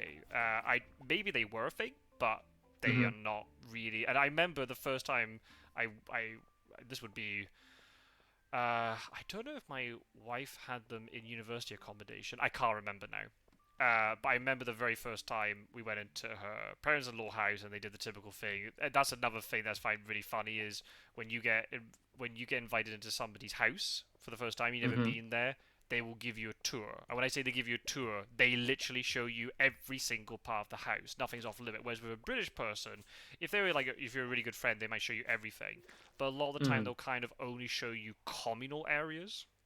Right. They won't go into like really like open up the closet, go look, here's our closet kind of thing. It's very yeah. Oh wow. And I remember like getting taken round this flat, and when we walked into the bathroom, we saw the bath shower combo, the sink, the toilet, and then this mini basin in the corner that is very low to the ground. I was like, what the hell is that? And to which my Ah. wife said a bidet or bidet. I could, Mm-hmm. she speaks French, so maybe she said bidet. I can't remember. And I was like, I haven't got a clue what that is. I know I'm looking at art. I've never used it. Oh no, that's not Mm-hmm. true. This is gonna sound a bit disgusting. I literally use it as like a footrest. If I'm like Oh. cutting toenails or something, that's what I use it for. That's the only thing I use it for. I've never used it for the washing function. Yeah. um, Well, Japan is famous for its they call them washlets, where they have a bidet function built into the toilet. They have uh they have all sorts. They've got like a control panel. So you sit down on a Japanese toilet and you've got a whole control panel where you can be like, okay, I want the seat at this temperature. I want what? this. I want this pre-programmed like bidet feature as opposed to this one. There's several different buttons for where you want it to shoot water, and uh, you can use a whole menu of selection. I've never used any of them. God, they're living in the year 3000 over there. It's Goodness me. crazy. You and then you flush the toilet. It's got two different flush settings. One for they call it small, and one for Oh, big. Right? that's now quite typical here as well in terms of like trying to do like sort of water efficiency and trying to cut down on water consumption. A lot of the toilets here do it, but you get some which are they have the two buttons, but only one of them works. Oh, That makes okay. sense. Why is there two buttons if only one of them works? But yeah, they're Japan will like build it into the lever. So like sometimes you'll go up for one and down for the other. oh interesting. Okay, Yeah. right, right. We I just don't know we've if got I've like seen it we got as actually two like push buttons. buttons now. Yeah, a lot of toilets now don't have the lever. That again, that's maybe a very British thing. I don't know if now. Well, no, I'm trying to think like more modern British toilets now have a push button on the top of the. I can't remember what it's called. You got the seat. Like this. Sorry, this is gonna be a very weird conversation for people listening to this. You've Yes. got the toilet seat, and then you've got like the thing at the back, and now I can't remember what it's called. The place where the water is kept, and you got all the levers and stuff. Can't remember what Right. that's Yeah. called. On top of that, you've got the The push basin. button. Well, I don't know if it's not a basin because it's not open, right? It's like the box at the back of the That's toilet. true. Yeah. I don't know what that's called now, and I should know because I have heard it before and I can't remember. Hmm. But yeah, we don't have a built-in bidet or bidet into it. Yeah. I mean, Yeah, I, the thing about Japanese toilets that just to finish this thought is because you're talking about the top of that, for lack of a better term, basin, the closed part of it. There's usually a part of like water that's routed to come through there, so you can wash your hands directly from the toilet. what? Yeah, you can. It's not the water that you're flushing. It's fresh water like that you could drink if you wanted to, coming fresh in from the plumbing, and then you can wash your hands over. I wouldn't actually drink it personally. Yeah, I was gonna say It's a little yeah. gross. Even if you said it's clear, I'm not using that water. Sorry, Yeah, I'm not but chancing it. you can wash your hands right there. And remember, the toilet is separate from the sink in the Japanese setup. Right. So if you don't want to go over to the sink, you can just wash your hands right there. And you can usually the people will leave out some soaps sometimes. Right, interesting. Okay, that's really, Oh that no. must be really weird. If I wouldn't know how to process. If I saw soap sitting beside the toilet, I wouldn't know what am I supposed to use that soap for. Like what is that soap intended for? I Yeah, like the your idea audio of has gone weird for me. I don't know what the recording is like. yeah. I think we had that's Discord. You cut off a tiny bit, but I think it's fine now. Do I sound okay? You still sound weird to me. Oh no, don't you sound perfect to me. Okay. How do the unanswerable question is how do we sound to the viewers? I don't know. Oh Well, I no. guess it's recording my voice directly. Okay. So hopefully this isn't a huge problem. Yeah. Am I better now? No. This is riveting for the This viewers. yeah, this is surely, gonna top everyone's list for videos to keep you company. Where we Wow. talk about audio problems for half an hour. Oh my goodness. Okay. I'll pause and then All we'll right. try and we'll work off. I won't subject the viewers to any of this. Right. Take 3. We're back, I think. We had some Hi audio issues. everyone. Yeah, hi everybody. God, this is the audio technical difficulties podcast. This is it all sounded fine, so we didn't lose any audio. It just sounded really weird on Rook's end, and then it wasn't connecting properly with me. There was an issue. I think we're back. Right. Okay. So what were we talking about? I was gonna say so. I will really appreciate the toilet bidet combo. I'm on board with Mm, that idea. I don't want this mhm, separate bidet. That's just strange to me. And the UK, maybe in the UK they did used to exist, but I've never seen them in the UK. So hmm. that was a shock to me. I also looked up pictures of toilet on Google. The thing's the tank, so I'm just going to call it the tank Oh, box. well, I there you don't go. know. The tank. That'll do. So yeah, so that was a shock. Um, I was going to quickly ask you in Japan, what Hmm. because you said in the entranceway where you leave your shoes and things, you've got Hmm. the it's concrete. Yes. What is the rest of the house normally in terms of floor covering? Well, it sort of depends on what building you're in, right? I mean, my apartment was either wood floor or fake wood floor. I'm not skilled enough to tell the difference. I think most houses are something like that, something, relatively typical and sort of cheap. Um, yeah, I mean, some places will have um, blanking on the word, but they'll have another sort of hard surface. It won't actually. It'd be like tile, I guess, Mm-hmm. um, Sure. or different setups, like the sort of normal things that you would expect to find in an interior. Right. Okay. Because I don't know. Again, I don't know if that's a thing in the states or not, but Britain is famous with its obsession with carpet. Um, Ah.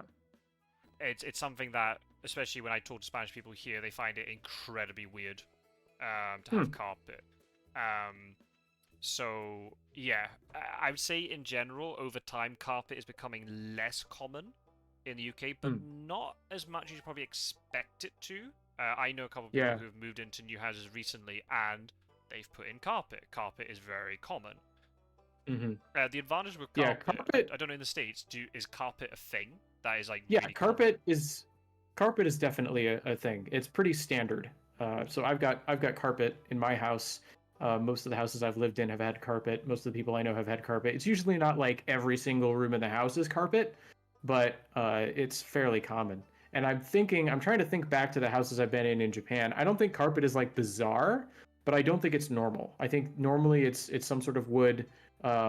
There are places where either it'll just be a room, like if it's really old, it'll be the whole place. Usually it's just one or two rooms where they'll use tatami, which are like the straw mats. Um, Mm, and particularly like if you're gonna have a traditional like sleeping setup, it's all set up so that you lay out a futon on the tatami mat, and that's sort of how you go to bed. You don't really have a mattress on a box spring. right. And so you sort of rely on the springiness that you get from the tatami to make that possible, as opposed to the hardness of relative hardness, I guess, of wood. Right. Hmm. Okay. Yeah, I'm trying to think. Yeah, here in Spain, I mean, I'm looking at my flat. It's I guess I assume it again. I don't. I'm like you. I'm not a real good handyman. I don't know. I assume it's fake wood. Hmm. It doesn't look real to me. It looks fake, especially when you touch it. The way it doesn't feel like normal wood. But yeah, you've Hmm. got that, and then the older buildings will have more like a stone type floor. Um, Hmm. I don't like that very much because it's very hard to walk on, and it's also very Yeah. cold. So if you lie on Hmm. it's also not very comfortable to lie on, whereas the fake wood then is. But yeah, a lot of Spanish people, I guess a lot of Europeans in general, kind of find it very weird with our obsession with carpet. Hmm. I'm trying to think. In my childhood house, every single room of the house has carpet, apart from the kitchen. Kitchen, you do not have carpet. That is like if you find a house with carpet, just run 1,000 miles away from it. It's just so awkward to clean. Yeah. I went into we looked in the student when I was in undergraduate at Edinburgh. My best friend and I were trying to go around trying to find flats, and we found one. Um, and there was carpet in the kitchen, And I remember when we were going round because the other students who were renting it were there, and I was saying nothing, and my best friend was kind of like, "Oh well, this is nice," blah blah blah. And I was like, "Oh my god, you cannot be serious!" And I was really worried that he liked it and he wanted to rent it. And the minute we left, we shut the door. I was just like, "So, what did you think of it then?" And he's like, "There was carpet in the kitchen. Fuck that." I was like, "Good, we're on the same page with this." There were also other issues with the flat too. It wasn't the best, but still, it was. Yeah, that's just a forbidden rule. And yeah, same the thing. Like if you've got some sort of porch space or utility room, or depending on how your house is organized. In my childhood home, we had a utility room. We didn't have like a separate porch to put shoes and coats and things. It was the room where you had the wash machine and stuff, but there was also then the space for the shoes and stuff. That was not carpet either, for obvious reasons. You don't want muddy shoes going through all that. So it's like this kind of Right. like plastic sort of like lino type floor. Mm-hmm. Again, if you've got like a standalone porch before you've got then the door that leads into the house, kind of what you're describing in Japan, then again, that will not be carpet under any circumstance. Or if it is, then Right. you're just resigned to the fact it's going to get dirty. We're not even going to bother cleaning it. It'll just stay like that way forever. Right. Yeah, that's the benefit of a Genkan. Right, You open the exactly. door, you got the little concrete space. Mm. Yep. So then, for me, I'm so used to the benefit. I mean, carpet can be a bit of a faff to clean, but the advantage is you Mm-hmm. can walk around barefoot, and it Mm-hmm. is very comfortable to walk on. So my wife is sometimes very perplexed, where sometimes I will just keep walking around on this wooden floor barefoot, and she's like, "Put slippers on" or something. I'm like, "No, I'm comfortable walking around without." I do have slippers. I've always worn slippers as a kid, but at the same time, if the slippers weren't in the room with you, or you just could be bothered, you could just walk around barefoot, and like, there's no issue. Um, Mm-hmm. so yeah, it's that's a bit of a. I mean, it's not a culture shock. I'm not appalled by it. I see the practicality of not having carpet because it is a faff to clean. And then if it gets laid incorrectly, you get like these bumps that appear over time, and you can never smooth them out again. It's a right pain. Yeah. But, also on stairs, it's like some people have carpet on stairs. That I I've got kind of, carpet on stairs.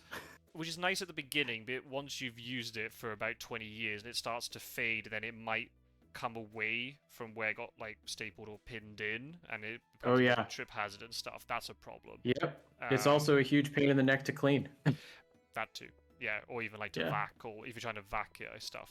That's what Yeah, I mean. I had yeah, to get my vacuum, and I actually got a new vacuum recently, and the whole like, so it's an upright style vacuum, but you can detach the part that's like the regular carpet cleaning head and just have the part with the like the pole and the bag on it, right. and you can run that and then use that to clean the stairs.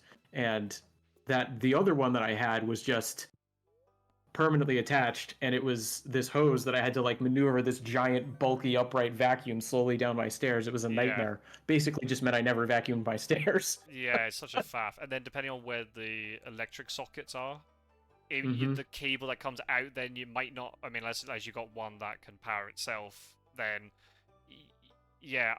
I'm trying to think when I vac the stairs in the house where I used to live as a kid. I'd have to do it in two stages because the cable would not be Mm-hmm. long enough for me to vac up or vac down. So I'd have to vac down halfway and then Mm-hmm. take it and plug it in at the bottom of the stairs. Well, it's not even at the bottom of the stairs, as close as I could to the bottom of the stairs, and then vac upwards. It's very infuriating. Yeah.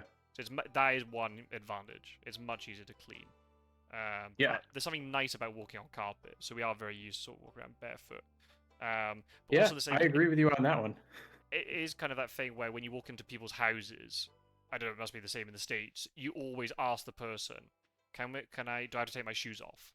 So Mm-hmm. again, kind of the same as Japanese culture, there's that tradition, you normally take your shoes off, you walk around on socks, no problem. Whereas here, Yep. because it's not carpet based, I will normally Mm-hmm. walk in when I arrive home from work or whatever, and I'll walk all the way through the corridor into the lounge with my outdoor shoes on. Don't care. It's Mm-hmm. not an issue. I can mop if there's a problem. It's not. It's not a big deal. So it is a little bit different. And then when friends come round, they don't take off their shoes at all. They'll be walking around with their outdoor shoes on. There's no issue. Um, so it's just different. Yeah. Yep. Yeah.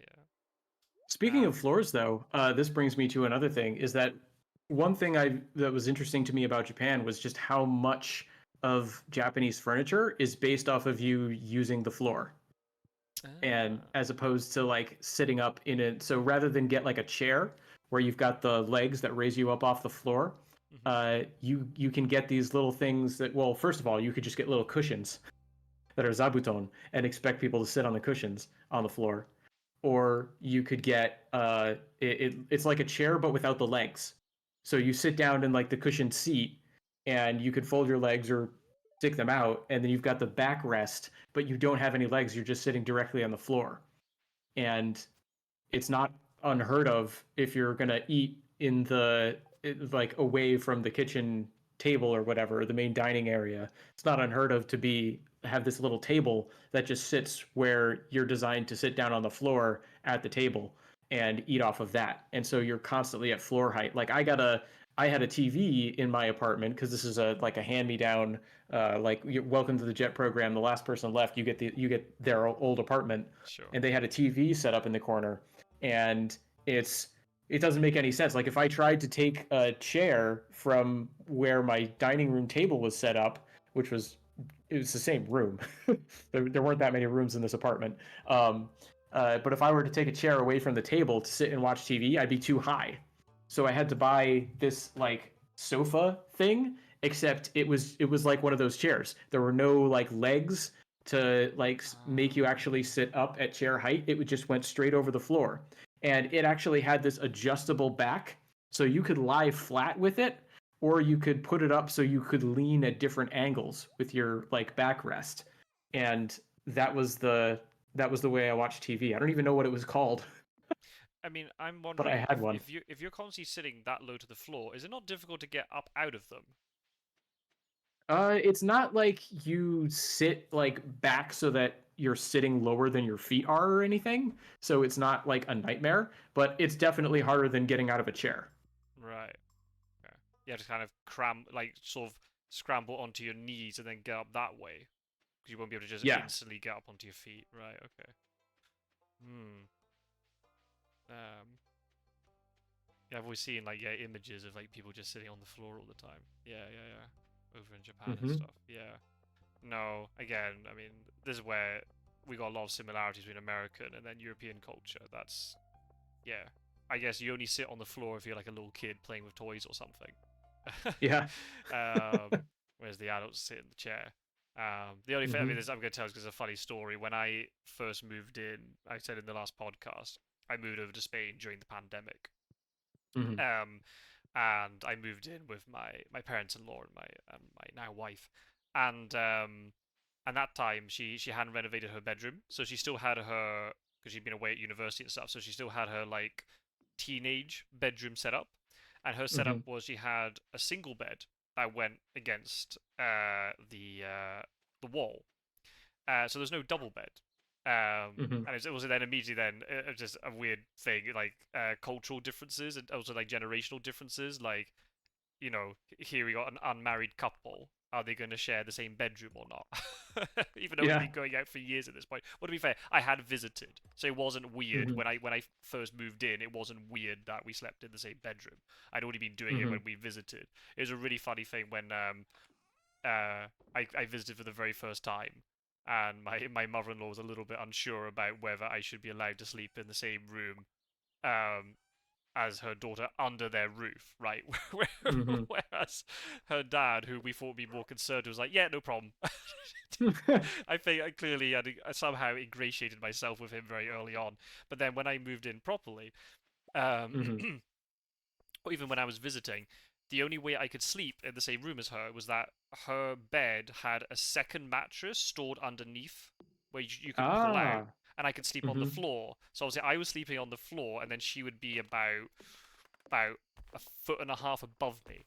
But as a continuous joke, to this day, I keep saying to her that when I came over, she treated me like a third class citizen to make me sleep on the floor, and like that's the power dynamic in our relationship.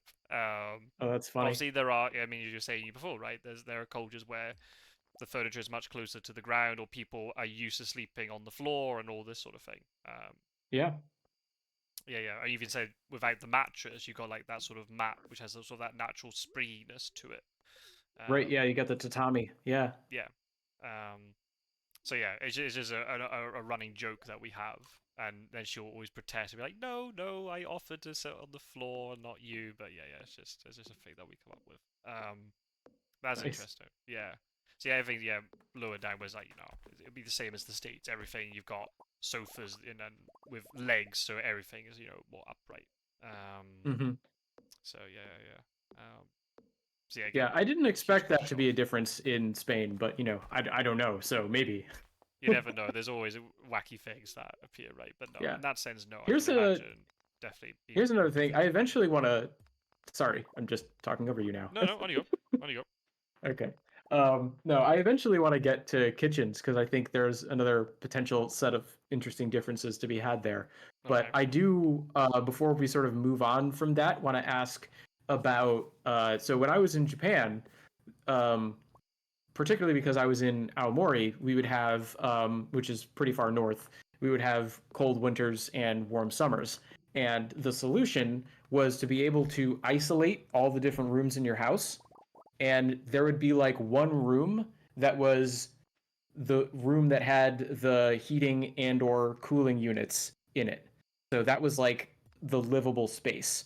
And I wanted Okay. to ask you if you had like a sort of similar practice in Spain or the UK or anything, or if it's more like because in the US we just have a central heating and cooling system, and that sort of handles everything. And I Yeah. wondered if there was a difference there. Yeah. Especially nowadays, central heating is obviously way more common, especially in Spain. Well, yeah, in the UK Mm-hmm. too, but like Spain has central heating is still a relatively quote unquote new invention. So much so that I remember having a conversation with my parents-in-law, and they told me about the first time they got central heating.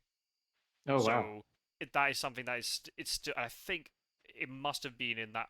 Yeah, it must be in the flat where my wife grew up. So it was during my wife's lifetime. So yeah. Whereas in the UK, I think that's more ubiquitous. I've heard stories back in the south of Spain in Andalusia where I don't know what it's like nowadays, but back a couple generations ago, it's hot there in the summer, but it also gets very cold in the winter, especially if you're away from the coast. You got that sort of continental climate where it gets very cold in the winter. So they would have sort of like these almost like stove type things that you'd have in the main living space to keep it warm because they wouldn't have had central heating back in those days, and they were Mm-hmm. actually quite dangerous because they had a tendency to maybe topple over, or then goodness knows what sort of pollutant gases they were giving off and all this sort of thing. Yeah. Um, Still in the Yeah. UK. Oh, you go. Yeah. When I was staying in Japan, Mm-hmm. for the heating system in the winter, I had a space heater, and it was powered by kerosene. And Oof. if you didn't if you didn't open a window to offset the fumes that were coming at you, you Right. could like asphyxiate yourself. Yeah. Just poison yourself from the fumes. I dread to So think. Yeah. Yeah. yeah. Yeah. So the first like 3 years, they eventually came in and they installed. I think it's called a heat pump, where it's all done electrically. They my apartment got like upgraded 3 different times. So they put in an official gas heater, so I didn't have to use the kerosene space heater. And then they came and they put in the electric heat pump that just worked right into my air conditioner. And but I remember the first like 2 to 3 years that I was staying in that apartment, it was like, okay, I've got this budget set aside for kerosene, and I have to make sure whenever I use this heater, I've got to have a window cracked or I'm in trouble. Yeah. Which then kind of counteracts the idea of having, if you got a window open, you're letting the cold in. Yeah, I know. Well, it's you're definitely losing some heat that way, but honestly, this space heater was a beast. Like the other heating solutions that they installed were not as effective as that kerosene heater with the window open. Yeah, yeah, it's funny that way. Yeah, the most Yeah. dangerous one actually works the best. Yeah, yeah. We're having these Yeah. more energy efficient ones, which then are very slow to heat up. I mean, a lot of UK houses still have fireplaces, and Hmm. even if the fireplace is not used now, it's still a very prominent feature of the lounge when you walk in, and you'll see, or even in other, like maybe in very old kitchens, you'll see the space where the fireplace used to be. Um, Ah. Here, no, not so much. Maybe in towns, in like little rural houses, yes, but obviously in the city, no. Um, I'm trying to like to show the difference. Like my mum, I said recently, not recently, but a few years back, she was getting really fed up because every time she would try to light a fire within the fireplace properly, it kept dying. If Oh it no. wasn't properly insulated, or maybe there was too much cold air coming down the chimney or whatever. So she got Hmm. like one of those like wood burning stoves installed within the space. Oh, But okay. then to show like the level of like safety, she had to get a carbon monoxide detector put directly beside, well, not directly beside it, but on the wall beside it. Oh, um, okay. and yeah, and they were very particular about the installment of it and all this sort of thing. And now there's a whole thing now about what type of wood you can burn in it because of what pollutants it gives off and all this sort of thing. And they want to try and phase them out. It's like, yeah, but then what happens, where's the this is now getting all political, but then how do you pay for that and all this sort of stuff. So yeah, it's Yeah. a lot of people, and especially in Scotland when it does get very cold, they still rely on these wood burning stoves and things because it is the often the most efficient way to heat up especially one room of the house. Hmm. And yeah, you really notice the difference when you're in there for a while and you think, oh, maybe it's not too warm in here. Then you step outside that room and go, good grief, it's very cold in the rest of the house. Whereas Yeah. in Spain now, I. central heating is very, I don't know what it's like in the south, but it's very sort of ubiquitous. So yeah, it's not. And the temperature differences aren't really extreme. The problem is here, it's the opposite. It's in the summer, it gets very hot, and the heat Hmm. gets trapped inside buildings, and that's an so AC, air conditioning is very Hmm. ubiquitous. Whereas in the UK, it's not. Most people do Hmm. not have air conditioning, and every time there's a Oh heat wow. wave, everybody panics and they're sweating inside their own houses because British houses are built to keep heat in, not let Hmm. heat out. Wow. For obvious reasons, during the winter, you don't want people freezing and stuff in their Hmm. houses.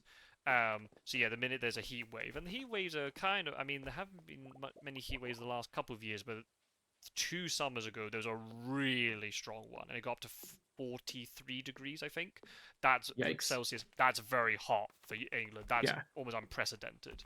Quick and Um, dirty conversion, by the way. Like I know the official conversion is you like multiply by 9/5 and then add 32. But 9/5 is very close to 10 over 5, which is times two. okay. So the quick and dirty conversion is what are you saying? 43? That would be like 86 plus 32, 118. That's super hot. Yeah, yeah.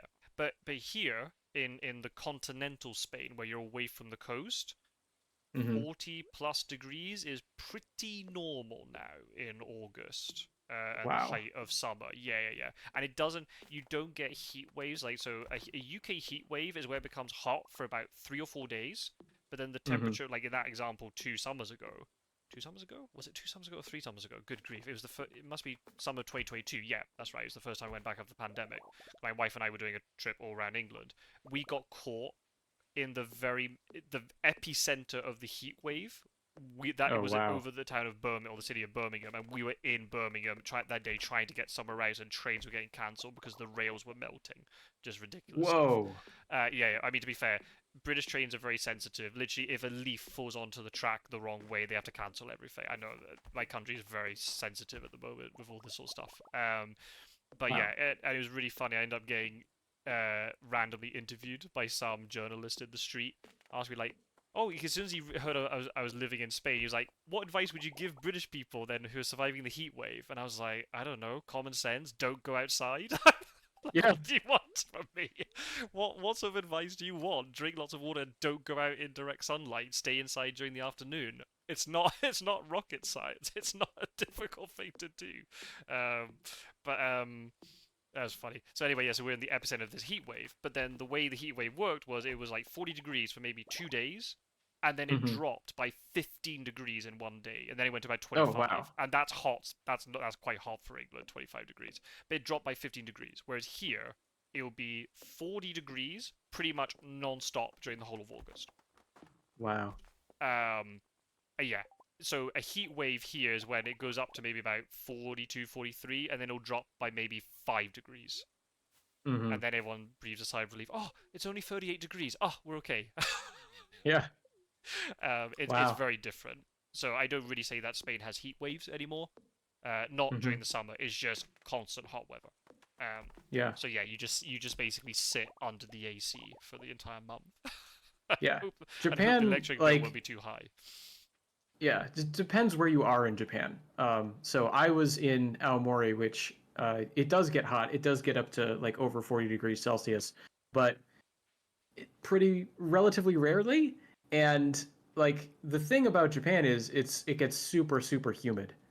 Hmm. So like I remember like it's particularly striking when you're further down south, right? Like when you're in Tokyo, and it will go over. It'll go 42, 43. That's not unheard of.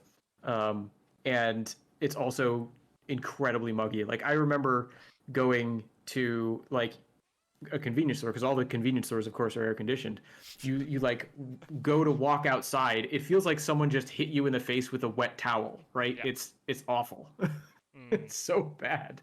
I remember a friend of mine was looking to interview for jobs at Japanese gaming companies that are based in like Tokyo and Kyoto, and they were going around and they would have to have like not just like indoor shoes, but like an entire indoor suit, so that when they did job interviews, they wouldn't have sweat just completely stained and like covering all their clothes, Right. because the outside was just so miserable. It's like, okay, I'm in the building where I'm going to get interviewed. It's air conditioned. Now I'm going to go change into my suit so I can get the like look official for the interview. Goodness me. Wow. That's extreme measures, but you Yeah. have to. There's no other way, right? I got the same Yeah. issue like here when it gets so hot. Even just with the 5 minutes walking to work, I could be really sweating. Not so much now. I used to be a little bit further away from work. So in that 15-minute Mhm. walk, especially if I got my heavy rucksack on with all books and whatever I need, I will be sweating. So then I have to take another shirt to change into, so I didn't look like an absolute state when I was trying to Mhm. work and stuff.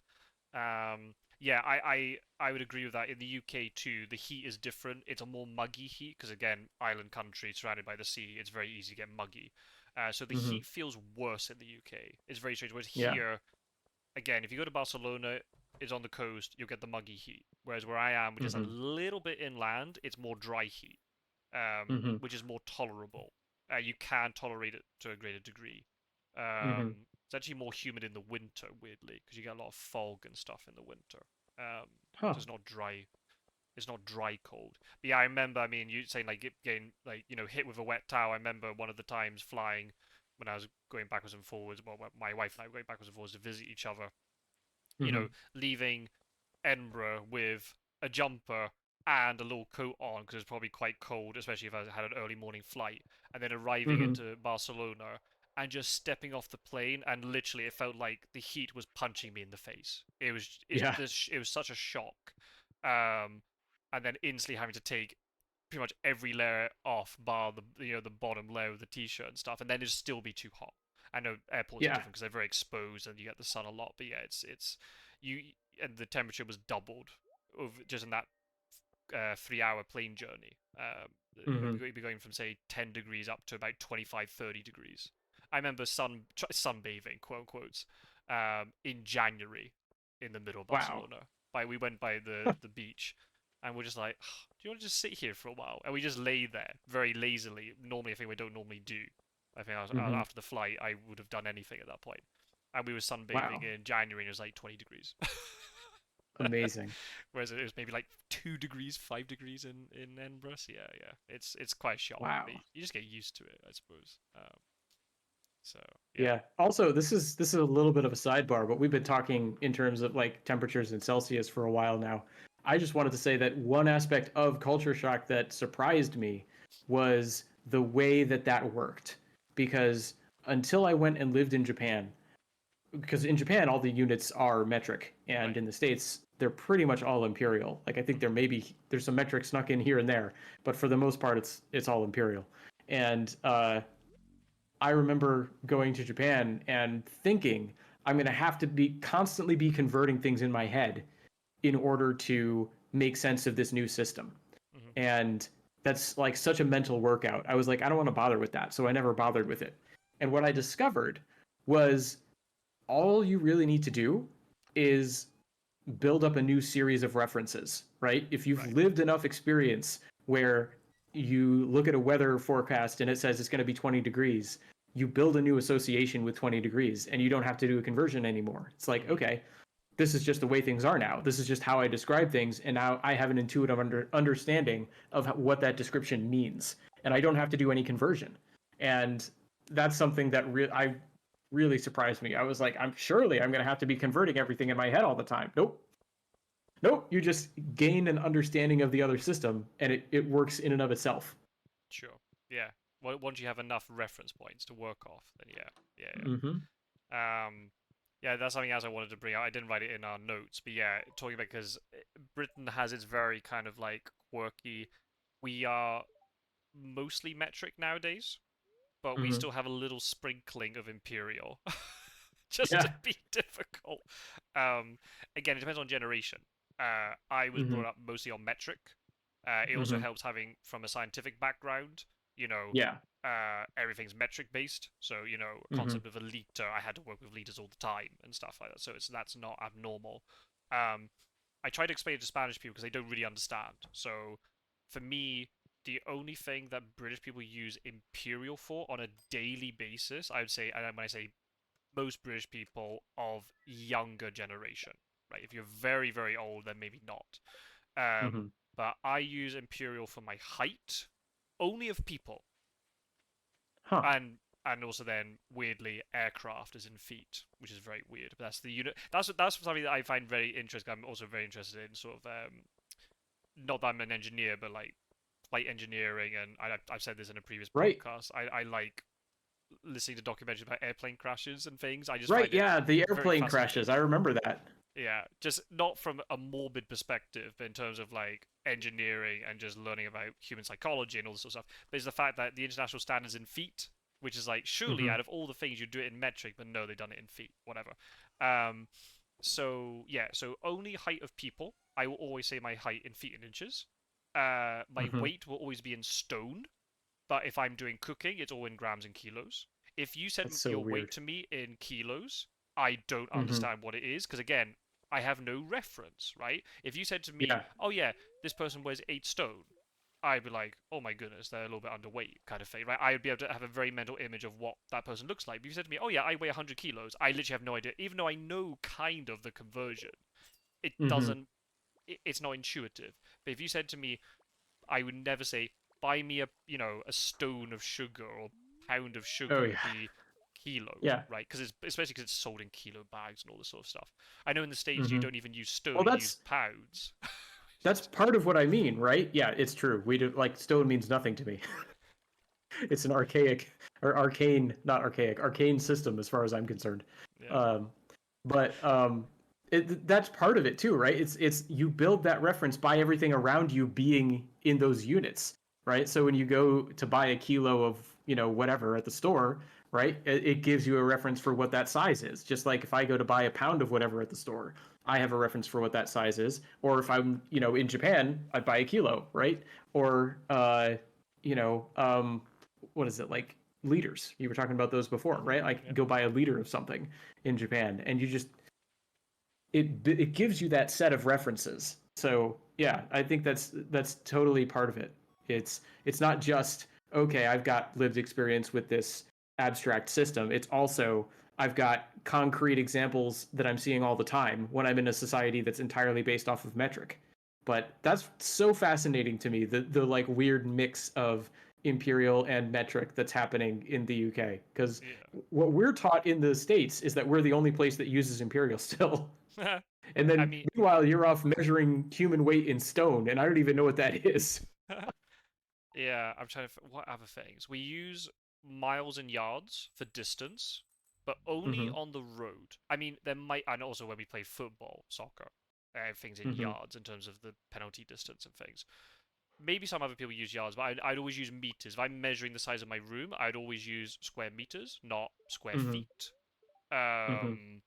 If I'm measuring the length of a table, it will always be in meters. My mum's of an older generation, so the number of times she saw measurements in centimeters, she would come to me and be like, can you change this into inches for me?" Maybe now she's Ah, getting more used to it, yeah. but I reluctantly. Um, but yeah, something you need to understand about the UK is that if we're just off the coast of France, geographically speaking, but we kind of think of ourselves as being in the middle of the Atlantic, exactly halfway between America and Europe, but not quite. It's so stupid. We've got this very Wow. sort of half and half sort of relationship. There are people who, if they had their way, they want everything to go back to pounds and ounces and all that stuff, Oh, and sure.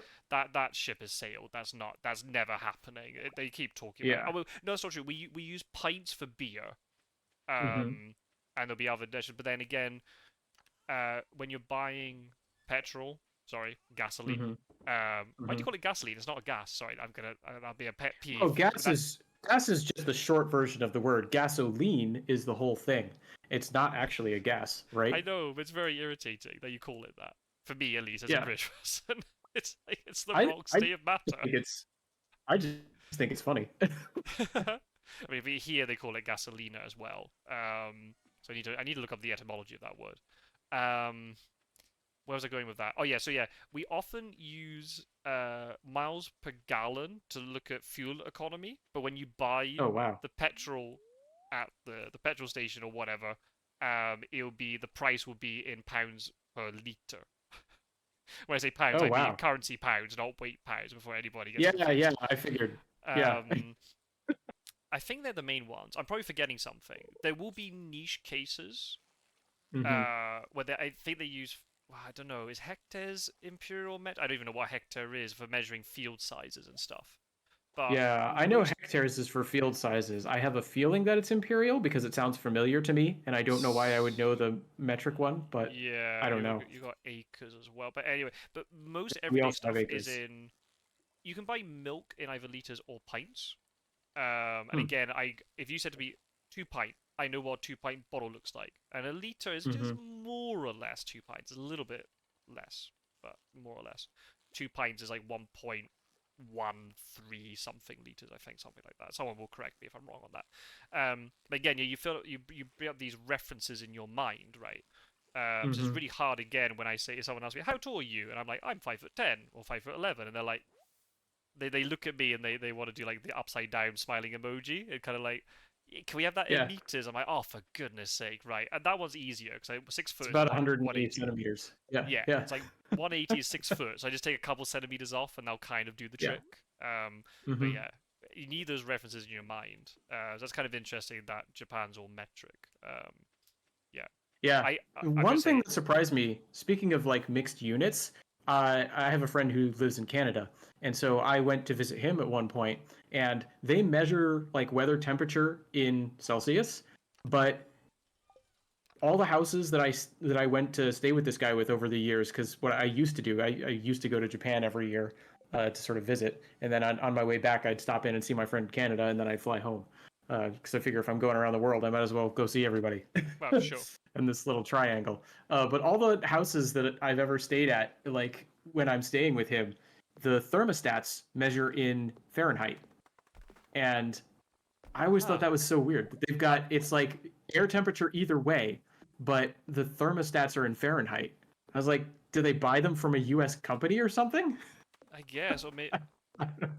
I that don't know seems what like it no is. The sense. one Like, thing, the one thing that I could think of was because Fahrenheit gives you a wider selection of degrees per like actual temperature change. right, yeah. Maybe you can like dial in a specific temperature and like Hmm. save a little money as opposed to the Celsius one. Right, right. Whereas I think here, the way they get around that problem is a lot of thermostats now will be able to do decimal degrees of Celsius. Well, at least the one we've got, you can do it in zero point 0.5 Celsius.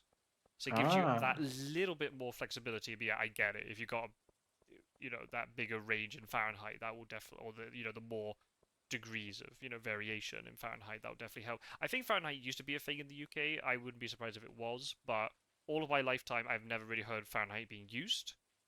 Hmm. It's something that definitely feels, if it was a UK thing, which it probably was, it's very antiquated now. Nobody uses Fahrenheit.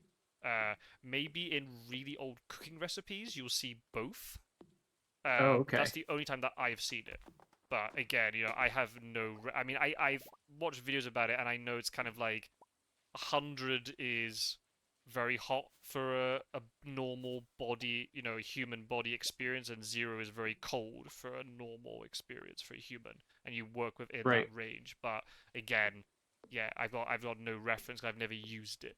Um, so again, it's Hmm. quite funny when I've heard, recently. I mean, saying recently, I know this is time of recording. There's been a bit of a heat wave in the states.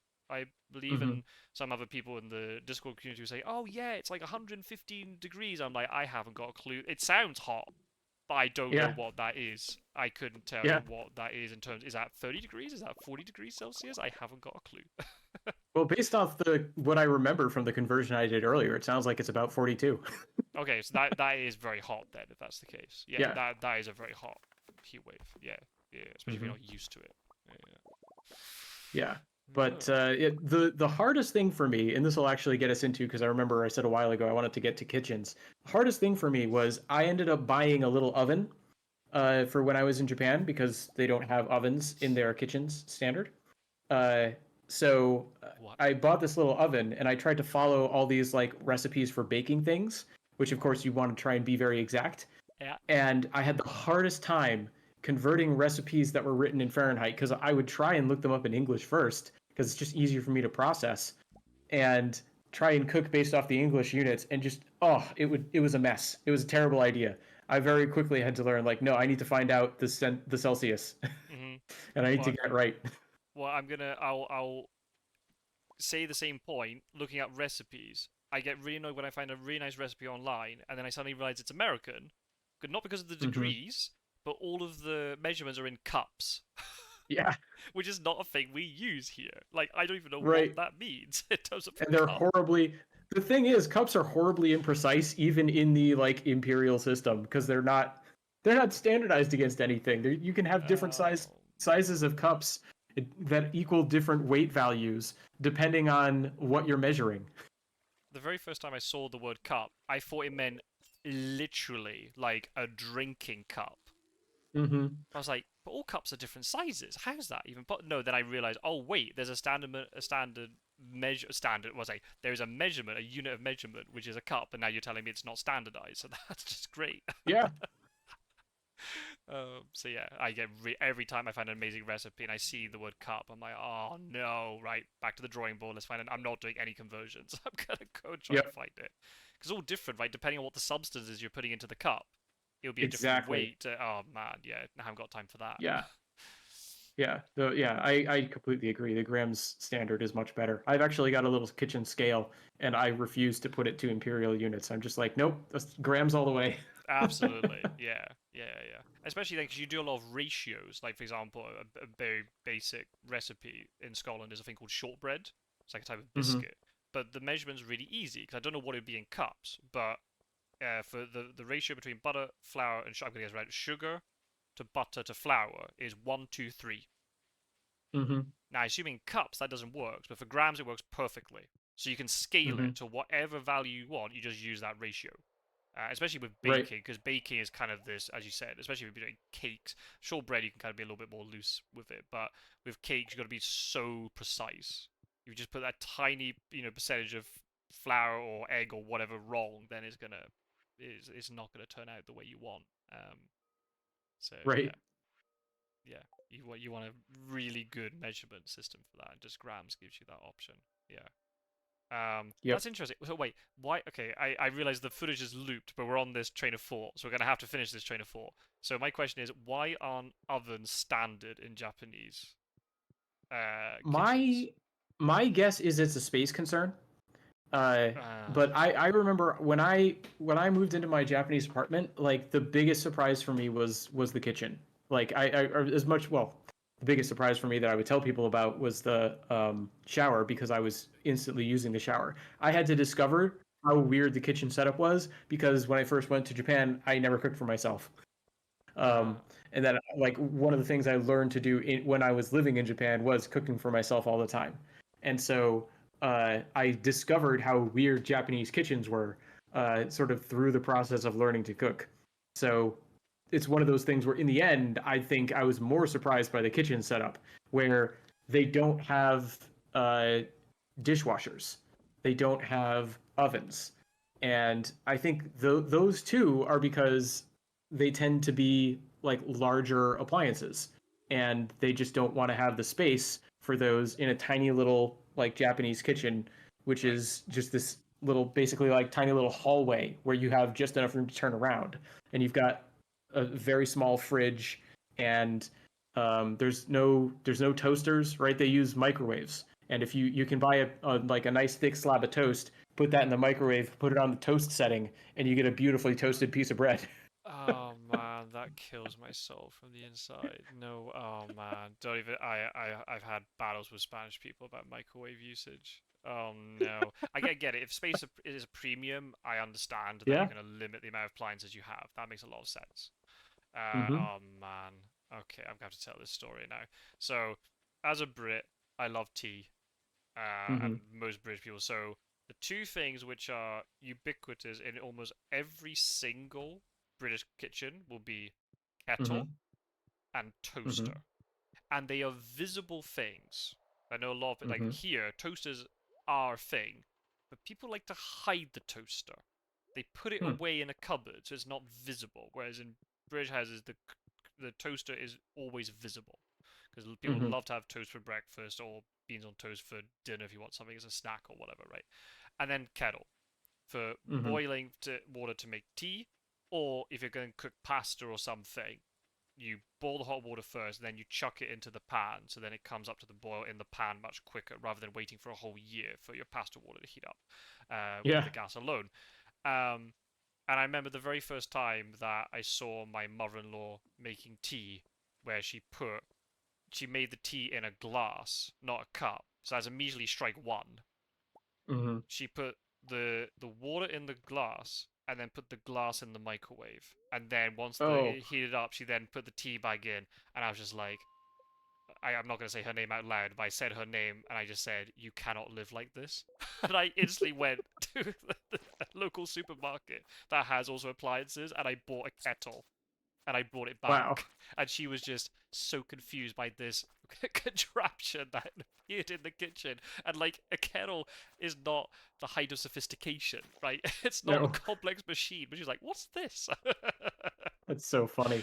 Yeah, And what I then ended up doing, sort of a similar story because I got used to in Japan, they have these things. I think they're technically called some sort of electric water boilers or something. I forget what the actual English is. In Japanese, we just call them potto, right? It's just like the pot, where the whole idea is it's like this dispenser that just always keeps a certain amount of water hot at a specific temperature.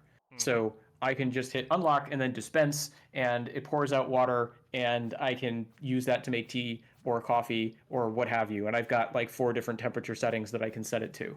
And because I remember I came back to the States and it was like, okay, how am I gonna make tea here?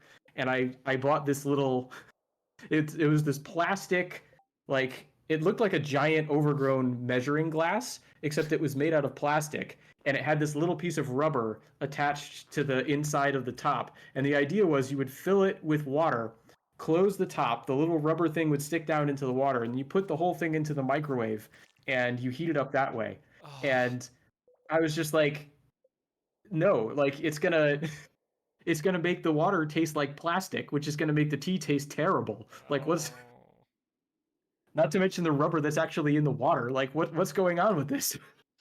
oh no, oh And the whole man. idea, I think the idea behind the rubber was it was supposed to replicate the idea of the tea whistling when it was done somehow. It's beyond me. I'm sorry. Like that is essential. Like that is Yeah. the thing that you're missing from this experience. I think we can get around that. Just heat your water properly, people. Yeah. Oh my goodness. Yeah. I was really disappointed with my mother-in-law. I mean, we get on really well, but I was quite disappointed. And we then moved out, and I said to her, "You can keep the kettle." She was like, "No, no, no, take the kettle. I'm not gonna use it." I was like, "Are you kidding me?"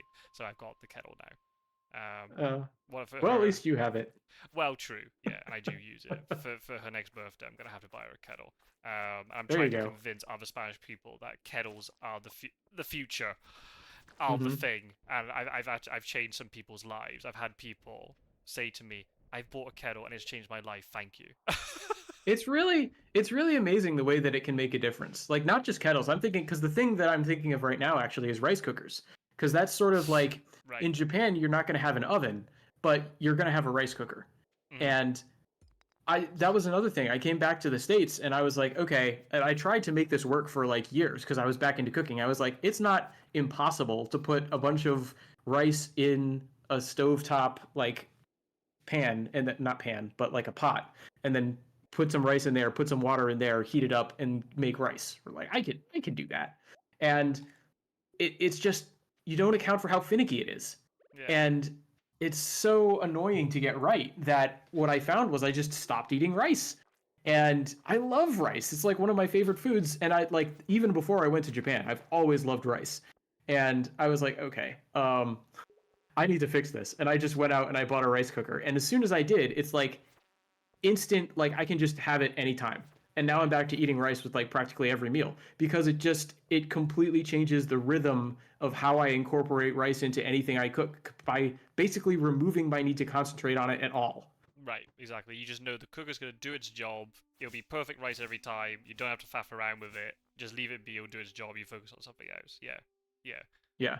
yeah. It's the problem here too, because like, it's so because it depends what are you going to do the method where you have lots of excess water, then you have to drain it, or you do absorption method. If you get it wrong, depending on the type, if it's short grain, long grain, then because in Spain they have like a very particular type of rice that they use to make paella and this sort of thing, which absorbs Mm-hmm. water differently to like basmati rice or other types of rice that I'm used to, and it's just yeah. Yep.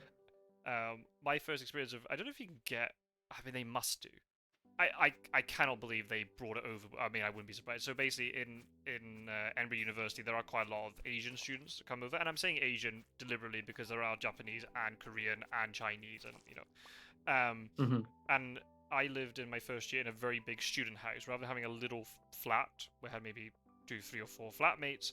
We lived in a huge, like they placed in, you know, a row of terraced houses and basically joined them all together on the inside.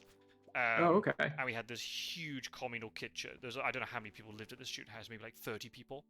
And there's these Mm-hmm. 3 big kitchens that were all interlinked that everybody could use.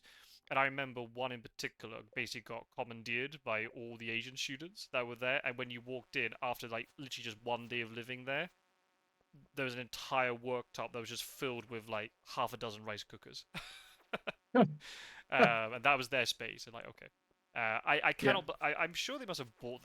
There's no way they took it over with. I mean, to be honest, I wouldn't be surprised. I've never seen. I mean, to be fair, I've never looked. I don't cook rice that often, so I don't look for rice Mm-hmm. cookers very much. I'm more of a pasta guy. If I'm cooking on my own, I normally cook pasta. But by Mm-hmm. here, I do like to cook risotto. But I know the ratio now, where I can just put the rice in and then do it Mm-hmm. like as a one pot, where I've got all the ingredients like mushrooms and stuff. Put Mm-hmm. the rice on top, and then put the water on top, and just leave it be. Put a lid on it and just leave it Yeah. be. And then when I come back in a few, 20 minutes or whatever, it would have absorbed properly. And if it is a little bit thin, I can just stir the rice, and the starch will just naturally kind of thicken it up. So it's kind Mm-hmm. of sorted. But yeah, depends on once you get used to the rice. I was going to say Yeah. really that was a tangent I was going to come back to, which I forgot. You'd say with your uh, with your grandma going out and doing like looking at wild plants, and then you're talking about in Japan they have the country like the wild vegetables that people pick. Here Mm-hmm. it's very common in this part of Spain to go mushroom foraging. And it's something I'm Ah, really okay. looking forward to doing. I'm really looking for because we've got some friends and members of my wife's family who are very very keen on it and they're very good at it. And I can't wait for Mm-hmm. the first time that we can go out and I can learn how to forage with them. Because again, I have no idea about foraging at all. Yeah. Especially with mushrooms because they're so risky, right? If you pick the wrong one, it's Yeah. earth setters. And there's another YouTube channel I'll recommend. It's such a random channel called Atomic Shrimp. It's this Okay. random guy from the UK who does like scam baiting videos. You know, like all those like stupid like cold calling emails that you get. He'll respond to them Mm-hmm. and create funny situations. He does budget challenges and stuff, but he also does a lot of like foraging stuff. And it's always Hmm. amazing to me when I watch his videos, and he just goes, "Oh yeah, that plant is this thing and it's edible, but that plant over there that looks almost identical, that thing is toxic." I'm like, how can you know this stuff? Like for me, it's so alien to me because again, I didn't have parents who took me out to engage with wildlife in that type of context. So I do find Right. it very incredible, and his voice is very soothing, so it's perfect background stuff to have on. Um, but yeah, I always find it. So I'm really that's something I'm really keen to do at some point is to go off into the hills and go mushroom foraging and to learn about the different mushroom types, and then put it into Yeah, that risotto sounds or awesome. something. Yeah. That was Yeah. a that was a that I was a massive segue back to what we talked about before. But I meant yeah, to say it and I forgot, so I've got it in now. you got it. All right. Yeah. I always wanted to go in the because I never went foraging for mountain vegetables either. I always wanted to go, but it was hard for me to find the people who would go do it. Like there was one person who was like, "Oh yeah, like we organized this thing," and it was by the time I had to leave Japan, I was like, "Oh, I finally found someone who could take me." uh, Like they know exactly when to go, and it was too late. But because I love eating them, right? It was like, mm, "Oh, you mean these are like locally foraged vegetables that you're putting in my food? Like this is amazing." So yeah, I always wanted to go out and do that. I guess it's technically not too late. Maybe one of these days I can arrange for that deliberately on a trip to Japan. of course you can. It's never too late to do that sort of stuff. Especially it's not Yeah. just if it's local, but also then if you go out and pick it yourself, right? Because you can really Mm-hmm. identify with the food that you've then that you've foraged yourself or caught yourself or Absolutely. whatever the context is. Yeah, yeah. That's awesome. Uh, are we at the end of a thread or not? Because I'm seeing I like think. the footage is looped and it's already 20 minutes into the the repeat of the footage. Oh, good grief! Wow, we do go on for a long time, don't we? To be fair, we had technical issues, so that did slow things down a Yeah, bit. we did. Yeah. Yeah. No, Uh, I think this is a good point to call it. I think we're finally through my notes on culture shock, at least all the ones that matter. yeah, there's a So I couple. think we can finally call it for this topic.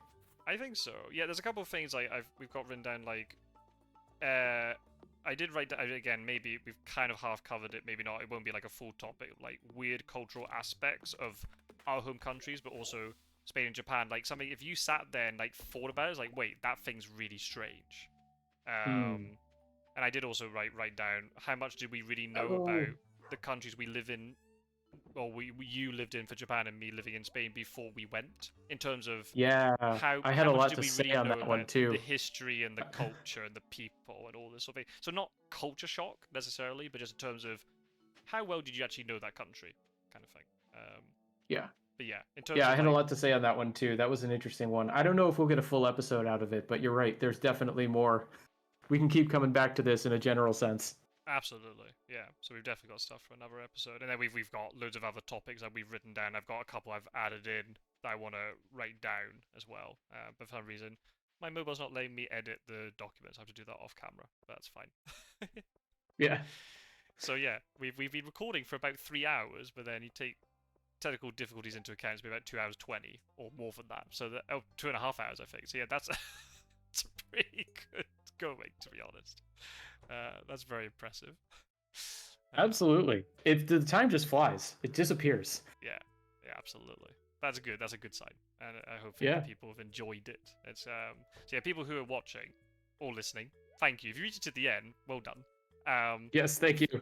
I can't it's very hard for me to believe anyone would want to listen to us ramble to each other for 3 hours, but man, it's so fun to be on the conversational end of it. absolutely. I mean, we're enjoying the conversation anyway, so that's the main thing. It's a really nice way to spend a Friday evening. So Yes. yeah, people who are watching, feel free to leave comments.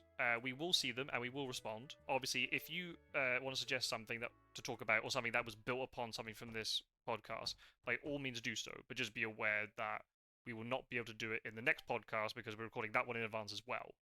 But in the October podcast, then we can definitely we might have to do like a whole potential follow-up episode from all the comments depending on what sort of things people talk about. But we can True. easily do that. I think at this rate we might have to make this more regular than monthly. This is getting getting out of hand. Yeah. I don't know how we're going to manage it. We'll find a way. Once we get back after summer break, we can, well, my summer Yeah, break that's the anyway. thing. We can discuss it. We can try and work out how we move forward with this. Yeah, Um, yeah, because we definitely in the immediate term, right? We have to account for the fact that you're going to be going away for a couple of months in the very near future. But yeah. we once that's resolved, maybe we can afford to speed up a release schedule or something. That would be fun. hmm Just kind of did like almost Hello Internet style, where it's just whenever they were able to get together to do a recording, they did one, and it came out either every 2 weeks or every 3 weeks, every month, just depending on scheduling and availability. So might Yeah, have to just go with the flow a little bit, but I like it. It's really enjoyable. good It's also work. nice just to disconnect from other stuff that we got going on and just chat. It's really nice. 100% agree. Any last words before we sign off? I don't think so. Just a general thank you to both the people who are still with us and to you, Scott Sword, as always, for having me on. Oh, well then I second that entirely. Thank you to everybody who's been checking this out. It's just, as I said, it's here to keep you company. So if it kept you company, then it did its job. And yeah, thank you, Rook, for joining. It's very enjoyable, as always. I can't wait to do the next one. So yeah, apologies again if there are any audio issues. I'll try to edit everything together as seamlessly as possible. If there's some audio balancing issues, I apologize in advance. But yeah, technical difficulties, I'm going to have to try and investigate that in my downtime. I'll have to see. But we're signing off now. But yeah, take care, everybody. I hope everything's going well. I don't know when's this video. This video will be coming out at the beginning of August, I guess. So yeah, I hope you had a good July and hope everything's going well. And you're enjoying your summer as much as possible.